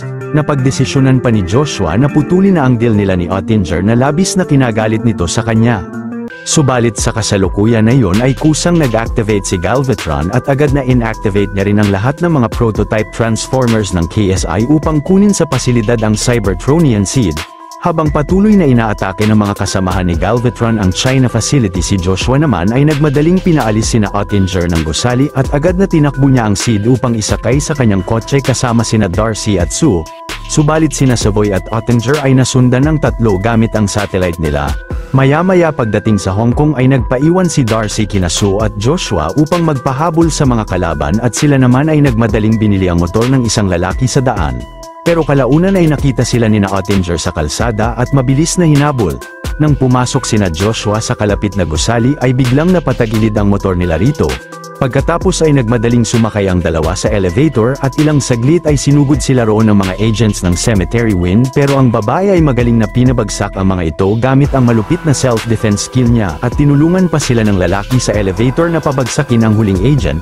Sa sunod na eksena sina Galvatron at ang kanyang hukbo ng mga KSI prototype Transformers ay nakarating na rin sa syudad ng Hong Kong kung nasaan sina Joshua. Habang sila ni Sue ay nagawang makaakyat sa rooftop ng gusali dala ang SID at kalaunan ay pinuntahan sila roon ni na Optimus sakay ng kanilang ship. Nang isasakay na ni na Cade si Joshua ay mabilis na pinasabugan ang sasakyan ng isang kasamahan ni Galvatron upang mapigilan sila. Ang ship naman ay biglang nag-malfunction at lumipad ito palayo ng syudad hanggang sa bumagsak ang sasakyan sa kabundukan. Agad na pinakyat ni Galvatron sa gusali ang ilang KSI prototype robot niya at mula sa rooftop ay matapang na kinalaban ang mga ito ng dalawang Autobot na sina Hound at Bumblebee. Ilang saglit ay pinagbabaril ni Savoy sina Cade at naisipan ng lalaki na magpahabol sa kalaban habang sina Joshua ay tumatakbo palayo dala ang Cybertronian SID. Samantala si Lockdown ay nalamang pinalipad ni na Optimus ang parte ng ship niya at agad na sinimulang bumalik sa Earth. Sa sunod na eksena si Cade ay hinahabol pa rin ni Savoy at naisipan ng lalaki na dumaan sa gilid ng gusali ngunit ang kalaban ay nagawa siyang maabutan at malakas na tinulak papasok ng building. Pero si Cade ay buong lakas na kinalaban si Savoy sa loob at hindi nagtagal ay nagawa niya siyang matulak sa bintana na kinabagsak niya ng matindi mula sa gusali. Samantala si Optimus Prime ay naisipang pumunta sa armory ng ship upang kumuha roon ng espada. Dahil naman kailangan ni na Optimus ng makakatulong sa laban nila ay pinakawalan niya sa ship ang mga kapwa niya Legendary Knights na ang mga Dinobots. Ngunit ang leader ng mga Dinobot na si Grimlock ay hindi sang-ayon kay Optimus at galit na sinubukan nito ang galing niya sa pakikipaglaban. Pagkatapos ay nag-transform si Grimlock na isang Tyrannosaurus Rex pero malakas na napatalsik siya ng Autobot leader. Dito na niya hinayaan si Optimus Prime na sumakay sa likod niya at maging ang iba pang Dinobot ay pinasakay ang mga Autobot sa likod nila at sabay-sabay na sumugod sila pabalik ng syudad. Sa kasalukuyan na yun si Cade ay nakabalik na kina Tessa at ilang saglit sina Hound at Bumblebee ay nagpatuloy na nakipagsagupaan sa mga KSI prototype Transformers ni Galvatron na umaatake sa kanila upang maprotektahan sina Joshua habang tinatakbo nila ang Cybertronian Seed palayo ng lugar. Nang nakapagtago sina Cade sa kalapit na establishmento ay tumulong ang lalaki sa mga Autobot na makipagbarilan sa mga prototype robot. Kahit naman napakarami pa ring kalaban sa paligid ay binigay ni na Bumblebee at Hound ang buong lakas nila sa pakikipagsagupaan sa mga ito sa abot ng kanilang makakaya. Hindi nagtagal ay nakarating na sina Optimus Prime sa syudad na sakay ng mga Dinobots at napakagaling na pinabagsak ng Autobot leader ang ilang KSI prototype Transformers na nagkalat sa lugar habang nakasakay sa higanteng Tyrannosaurus Rex. Maging ang iba pang Dinobots ay buong lakas na nakapagpatumba ng maraming prototype robot ni Galvatron na umaatake kina Hound. Maya-maya ang Dinobot na si Strafe ay nilipad si Bumblebee ngunit si Stinger ay nagawang makakapit sa paa niya at habang nasa ere ay matapang na nakipagsagupaan rito ang dilaw na Autobot. Sa patuloy na pakikipagtuos naman ni Bumblebee sa prototype Transformer ay kalaunan ay biglang bumagsak sila sa kalsada at magaling na napasabog niya rito ang kalaban. Ilang saglit ang grupo ni Cade na dala ang Sid ay sumakay ng kotse upang mailayo nila ang device sa syudad habang sina Optimus Prime at ang mga Dinobot ay sinusundan sila. Subalit si Lockdown ay nakabalik na ng Earth at gamit ang dambuhalang magnet ng Temenos ship ay sinimulan niyang higupin ang malaking gusali sa Hong Kong pati na ang napakaraming bagay sa lugar. Pagkatapos ay malakas na binagsak ni Lockdown sa syudad ang lahat ng mga bagay na nahigop ng Temenos. Sina Optimus Prime naman kasama ang dilaw na Autobot ay nagmadaling tumakbo palayo sa nagbabagsakang malalaking debris mula sa ship ng kalaban. Samantala ang grupo ni Cade ay agad na inatras ang kotse nila upang makaiwas sa mga debris. Ilang saglit ay nagsimula uling humigop ang dambuhalang magnet ng Temenos ship ni Lockdown sa syudad at dito na natangay paangat sina Grimlock at ang lahat ng Dinobot pati na si Optimus Prime. Pero ang Autobot leader ay malakas na pinasabugan ng mga missile ang malaking magnet ng Temenos at agad na bumagsak silang lahat. Hindi nagtagal ay galit na bumaba ng spaceship si Lockdown at si Optimus Prime ay matapang na sinugod siya ng mag-isa. Dito na nagsimula ang pinakamatinding pagtutuos nila ng Cybertronian Bounty Hunter habang si Cade ay napagdesisyon ng tulungan si Optimus. Nang mabilis na nabaril ni Ottinger ang sandata ni Cade ay tatapusin na siya nito pero agad na pinasabugan ni Optimus ang kalaban, samantala sina Grimlock at ang iba pang Dinobot ay humarang sa kalsada upang pigilan ang mga prototype robots na makahabol kina Joshua dala ang Seed. Ilang saglit ay nagawang matarak ni Lockdown ang espada ni Optimus sa dibdib niya. Pero dumating roon si Bumblebee sakay sina Tessa at siya naman ang buong tapang na nakipagbakbakan sa kalaban habang si Cade ay binabaril ito ng Cybertronian blaster gun niya. Kalaunan ay naisipan ni Shane na sumakay sa isang tow truck roon at ginamit nila ang sasakyan upang pabagsakin si Lockdown. Sa kasalukuyan na yun ang dilaw na Autobot ay hindi sumuko na makipaglaban kay Lockdown ngunit kalaunan ay galit na tinarget nito si Cade. Maya-maya ay mabilis na nagkabit si Tessa ng hook sa espada ni Optimus at si Shane gamit ang truck ay malakas na hinugot ito sa kanya. Nang nagawang mapabagsak ng Cybertronian assassin si Bumblebee ay walang awang tatapusin naman niya si Cade. Pero si Optimus ay buong lakas na tinarak sa kalaban ang kanyang espada at hiniwa ang ulo nito. Pagkatapos ay nag-iwan ang Autobot leader ng mga granada sa buong lugar at mabilis na nilipad niya ang tatlo palayo roon, nang sa gayon pagsugod rito ng mga natitirang KSI prototype Transformers ay malakas na masabugan ang mga ito na kinatapos nilang lahat. Pagbaba ni Optimus kina Cade sa ligtas na lugar ay napagdesisyonan ni Joshua na tulungan silang mabalik ang bahay nila. Samantala si Galvatron ay umalis na ng syudad at nangako sa sarili na magkikita muli sila ni Optimus. Ang Autobot leader naman ay pinalaya na ang mga Dinobot mula sa pag-uutos niya. Pagkatapos ay binili niya kina Bumblebee ang pagbantay sa pamilya ni Cade at lumipad na siya papunta sa kalawakan upang ilayo sa planeta ang Seed at puntahan ang mga creators upang imbestigahan ang tungkol sa mga ito. Dito na nagwawakas ang pelikula na ito at susunod na ang huling parte ng series na ang Transformers 5 The Last Night.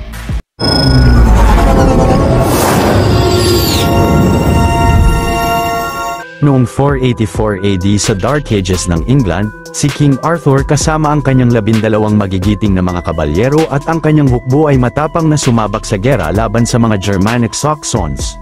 Ngunit kahit pa binigay ni na Arthur ang buong lakas nila sa pakikipagsagupaan sa mga kalaban ay tila magagapi na sila ng mga ito. Gayunpaman ang hari ay pinasabak pa rin ang buong hukbo niya laban sa mga Saxons dahil may tiwala siya sa wizard na si Merlin na pupunta ito roon upang tumulong na mapanalo ang gera nila.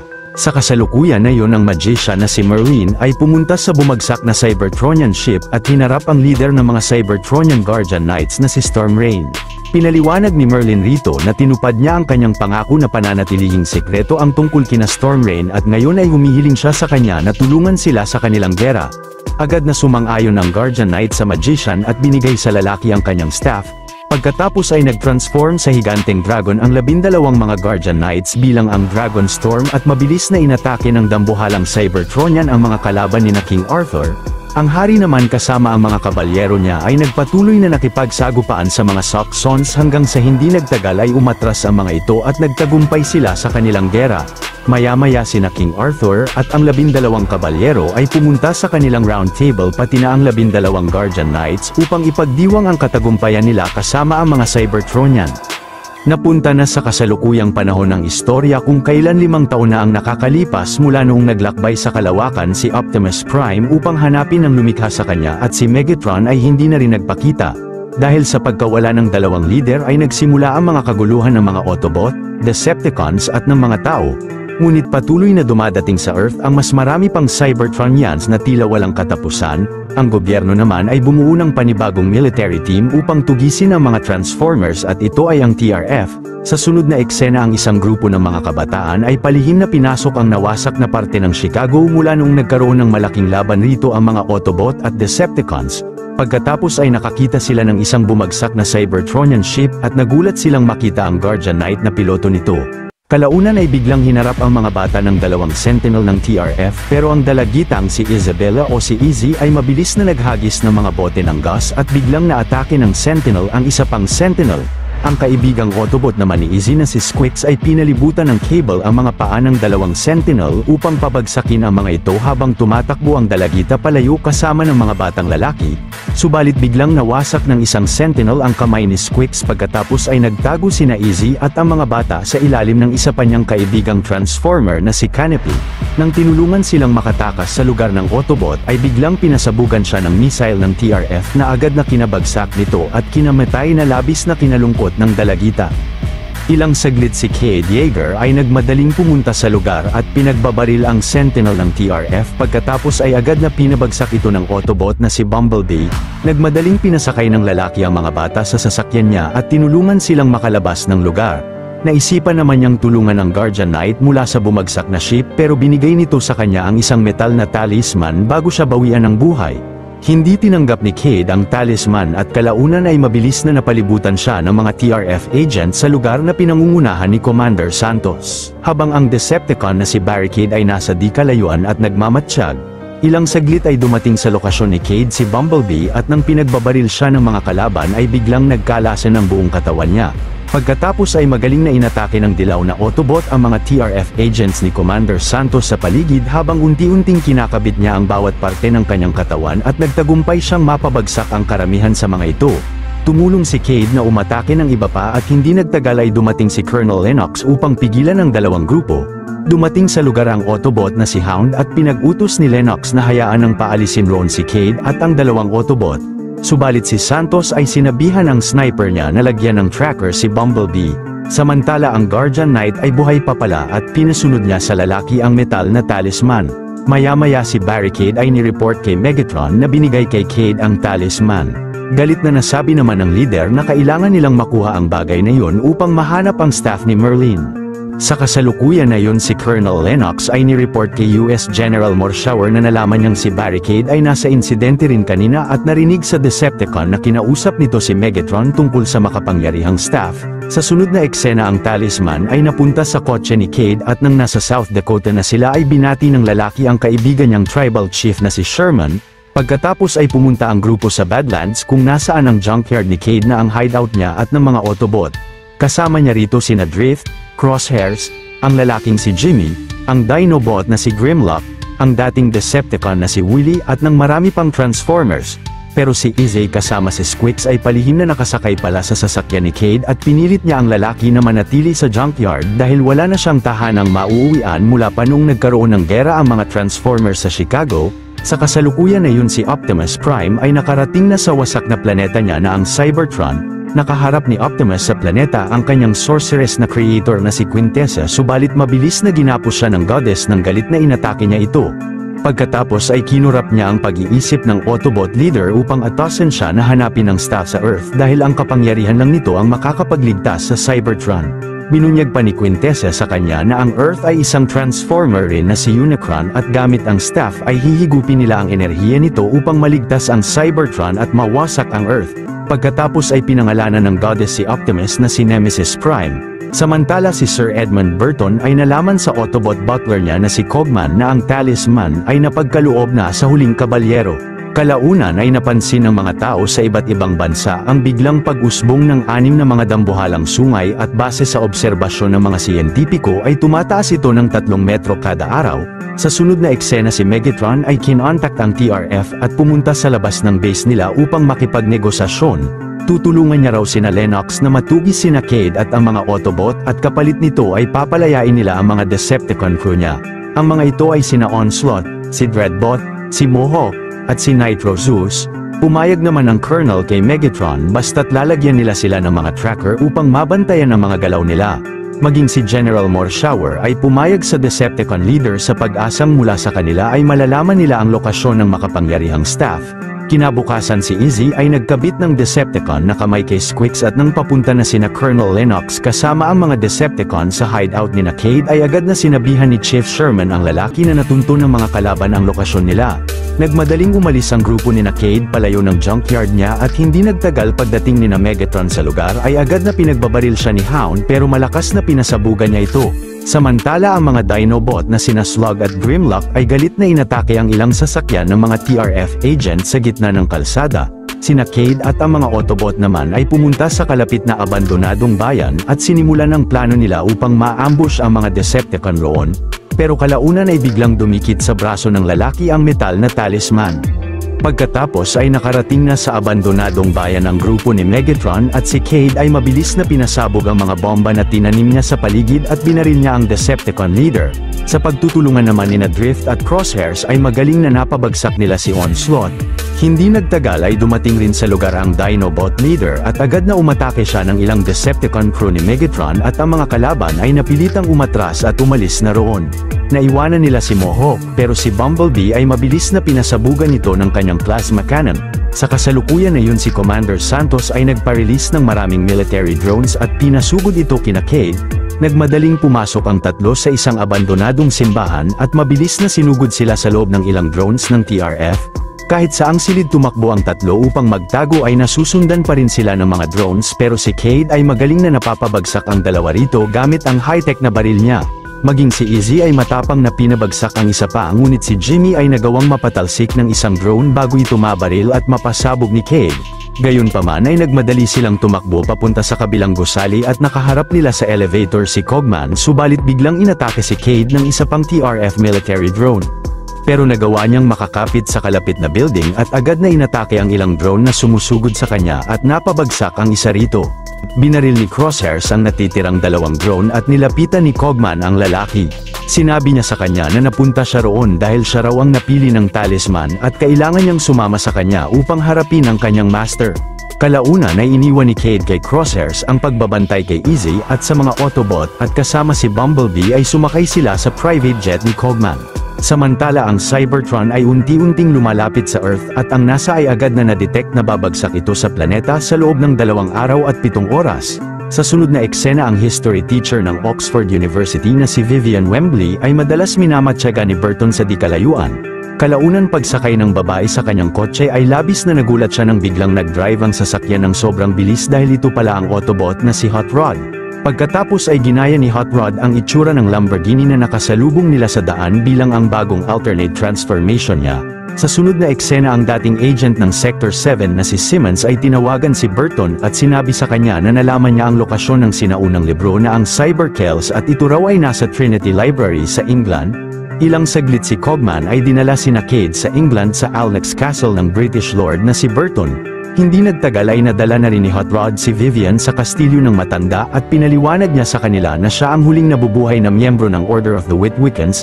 Nakita ni Vivian sa table ang relo na pumatay noon kay Hitler at si Cade ay napansin ang lumang larawan ni Bumblebee bilang si ZB7. Kinuwento ni Burton na noon si ZB7 kasama si Hot Rod at ang Devil's Brigade military unit ay tumulong makipaglaban sa mga Nazis noong World War II. Kalaunan ay pinakita ni Burton ang family tree ng mga Witwicken at binunyag niya na si Merlin ay ninuno ni Vivian at ng yumaong ama nito. Pagkatapos ay dinala niya ang dalawa sa orihinal na round table ni King Arthur at ng 12 kabalyero na ginawa ng mga Cybertronian para sa kanila. Pinaliwanag dito ni Burton na ayon sa alamat ay balang araw ay mapipili ang huling kabalyero upang maligtas ang mundo at ang napili ng talisman ay si Cade, sapagkat nagtataglay siya ng kabutihang puso, tapang, karangalan at integridad. Sinabi pa ni Burton na ang mga Guardian Knights ay hinalo ang DNA ni Merlin sa staff upang siya o ang descendant lang niya ang makakagamit ng kapangyarihan nito. Nang namatay ang wizard ay nilibing siya ni na King Arthur kasama ng staff at kailangan nilang mahanap ito bago pa sila maunahan ni na Megatron. Dagdag pa ni Burton na malamang ay nag-iwan ng clue ang ama ni Vivian sa kanya kung nasaan ang staff, samantala sina Colonel Lennox ay nalaman na nasa England sina Cade at ang grupo ni Megatron ay papunta na rin roon. Kaya't nagmadali silang sumugod sa lokasyon at maya-maya pagdating ng mga TRF at MI6 agents sa Alnex Castle ay mabilis na pinasabugan sila ni Hot Rod ng time bubble gun niya at biglang kumilos ng napakabagal ang mga ito. Pagkatapos ay nagmadaling umalis sa lugar sina Cade at Vivian kasama ang mga Autobot. Ilang saglit si Cogman ay pinunta si Burton sa Trinity Library at habang kausap niya sa cellphone si Simmons ay tinuro nito sa kanya ang Cyberkills book roon.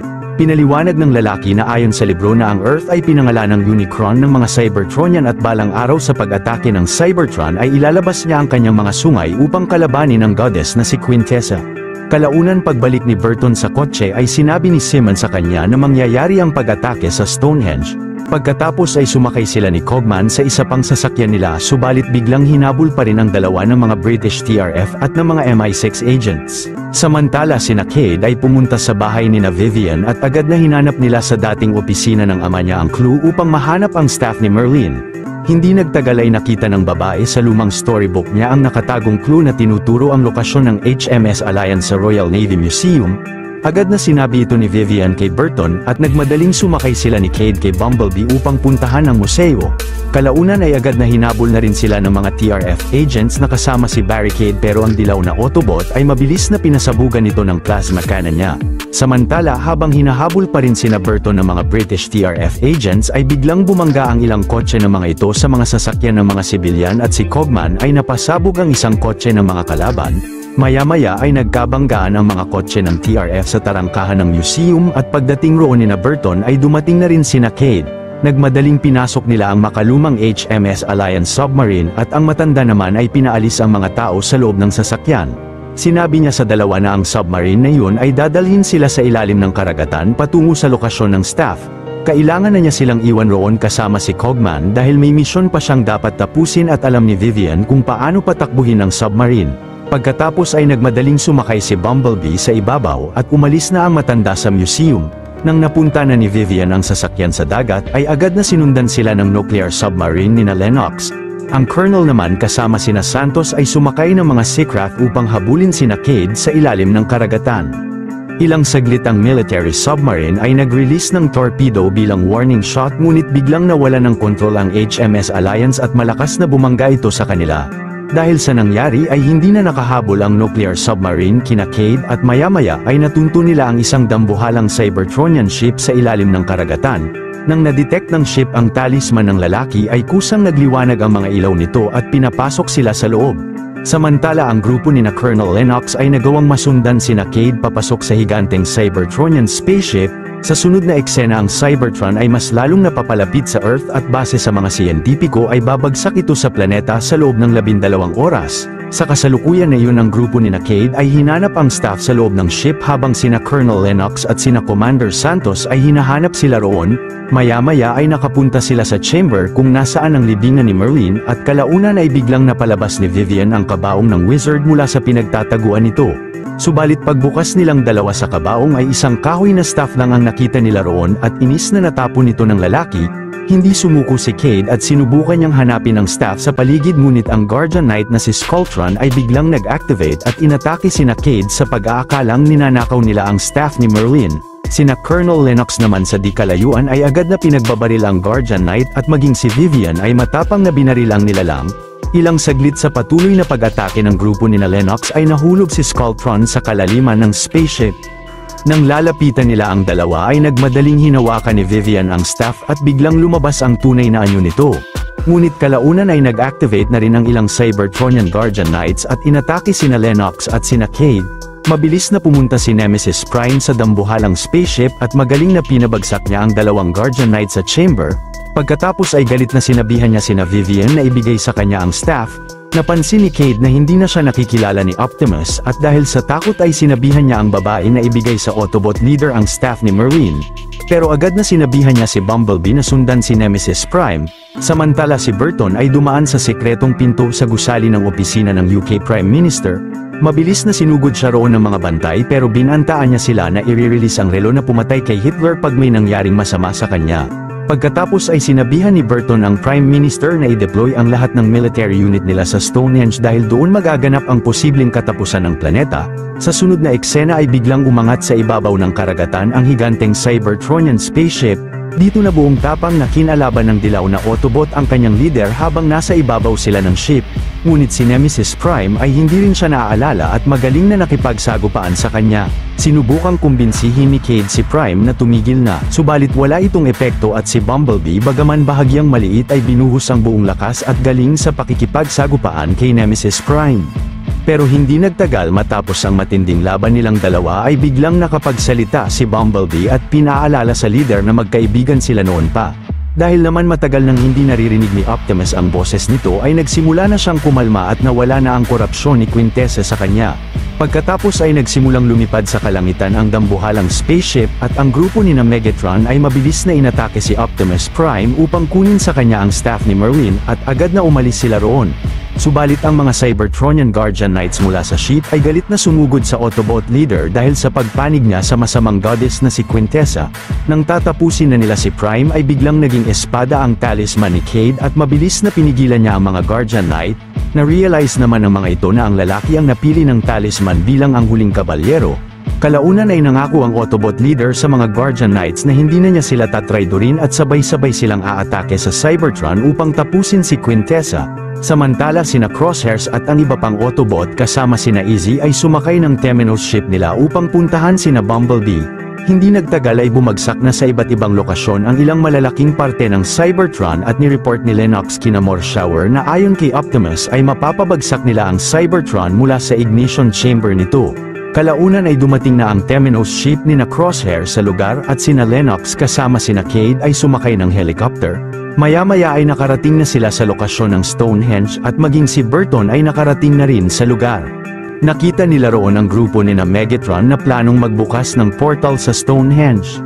Pero gamit ang high-tech na baston ni Burton ay matapang na binaril niya si Megatron at ang mga British soldiers sa buong paligid ay agad na pinagbabaril ang mga Decepticon sa lugar.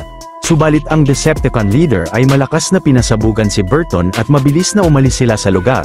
Nagmadaling nilapitan siya ni Cogman ngunit agad na binuwian na siya ng buhay. Sa kasalukuyan na yun ay nag-regroup sa Stonehenge sina Optimus at ang mga Autobot pati na sina Cade. Pagkatapos ay sinabihan sila ng Autobot leader na gagawa siya ng paraan upang makapasok sila sa Cybertron na kasama si Vivian dahil siya lang ang maaaring makakuha nito mula kay Quintessa. Mabilis na lumipad palayo si Optimus subalit sina Megatron ay humarap kay Quintessa upang ibigay sa kanya ang staff. Agad na ginamit ng goddess ang kapangyarihan nito upang higupin ang enerhiya ng Earth o ni Unicron mula sa nalikha niyang portal sa Stonehenge at dito na unti-unting nagsisimulang maayos muli ang mga parte ng Cybertron. Nagmadaling sumakay ang grupo ni Cade sa Temenos ship nila kasama ang mga natitirang Guardian Knights. Pagkatapos ay sinimulang pasabugan ng mga jet fighter at mga helicopter ni na Colonel Lennox ang ignition chamber ng Cybertron, ngunit biglang inatake sila ng ilang mga fighter ships ni Quintessa. Sakay naman ng mga helicopter ay lumipad sina Cade pababa ng ignition chamber at ang ilang fighter ship ng mga kalaban ay mabilis na pinasabog ng mga Guardian Knights sa anyo ng Dragon Storm. Hindi nagtagal ay bumagsak ng matindi ang mga helicopter ni na Cade at Lennox sa lokasyon kung nasaan ang ignition chamber ng Cybertron. Agad na inatake sila roon ni na Megatron kasama ang mga Infernocons ni Quintessa upang pigilan sila na makalapit sa ignition chamber ng planeta. Pero ang mga sundalo ng TRF ay matapang na nakipagbarilan sa mga ito habang sina Bumblebee ay nagpasabog ng ilang fighter ships sa ere. Kalaunan ay sinabihan ni Izzy si Squix na pasabugin ang malaking cannon ng Cybertron sa di kalayuan at si Hound ay tumulong sa mga sundalo na bumaril ng mga kalaban sa paligid habang hinihintay nila ang pagpunta roon ni Optimus Prime. Ilang saglit ang mga Infernocons ay nag-transform bilang ang malaking nilalang na si Infernicus at magaling na pinabagsak niya ang mga fighter jet ni na Bumblebee. Dahil naman napansin ni General Morshower na hindi kayang mapasabog ni na Lennox ang ignition chamber sa lugar, sinabihan niya sila na umatras na sapagkat nakaisip sila ng paraan na pabagsakin na lang ng mga fighter planes nila ang malaking parte sa itaas upang mapasabog ang chamber. Samantala si Squix ay nagawang makalapit sa malaking kanyo ng Cybertron at malakas na pinasabog niya ito. Kalaunan sakay ni Dragon Storm ay nakarating na sa lugar si Optimus Prime at buong galing na kinalaban niya si Infernicus hanggang sa naghiwa-hiwalay silang lahat. Pero nang sabay na umatake ang mga ito sa kanya ay mabilis na nahiwa niya ang mga ulo nila gamit ang kanyang espada. Maya-maya ang mga jet fighter ng TRF ay pinasabugan na sa taas ang malaking parte ng Cybertron at ang mga sundalo ni Lennox ay nagmadaling tumalon roon at nagparachute pababa. Sa tulong naman ni na Optimus at ng mga Autobot ay nagawang makatakbo ni na Vivian at Cade papasok sa loob ng ignition chamber bago bumagsak ang malaking parte ng Cybertron mula sa taas. Subalit napansin ni na Lennox na patuloy na hinihigop pa rin ng Cybertron ang enerhiya ng Earth. Ilang saglit ay sinimulang hugutin ni Vivian ang staff sa gitna ng chamber ni Quintessa habang sina Bumblebee kasama si Optimus Prime at ang iba pang Autobot ay nakikipaglaban kina Megatron at kay Nitro Zeus. Kalaunan ay magaling na nahiwa ni Optimus ang kamay ni Megatron at malakas na sinipa ang kalaban palabas ng ignition chamber. Nang napatagilid ang buong chamber ay mabilis na tinapos ni Bumblebee si Nitro Zeus at si Vivian ay biglang nakabitaw sa staff. Pero si Cade ay tinulungan ng babae na makakapit muli sa staff at nang inatake ng Autobot leader si Quintessa ay agad na napigilan siya nito. Pero si Bumblebee ay malakas na pinasabugan ang kalaban mula sa likod at bigla siyang naglaho.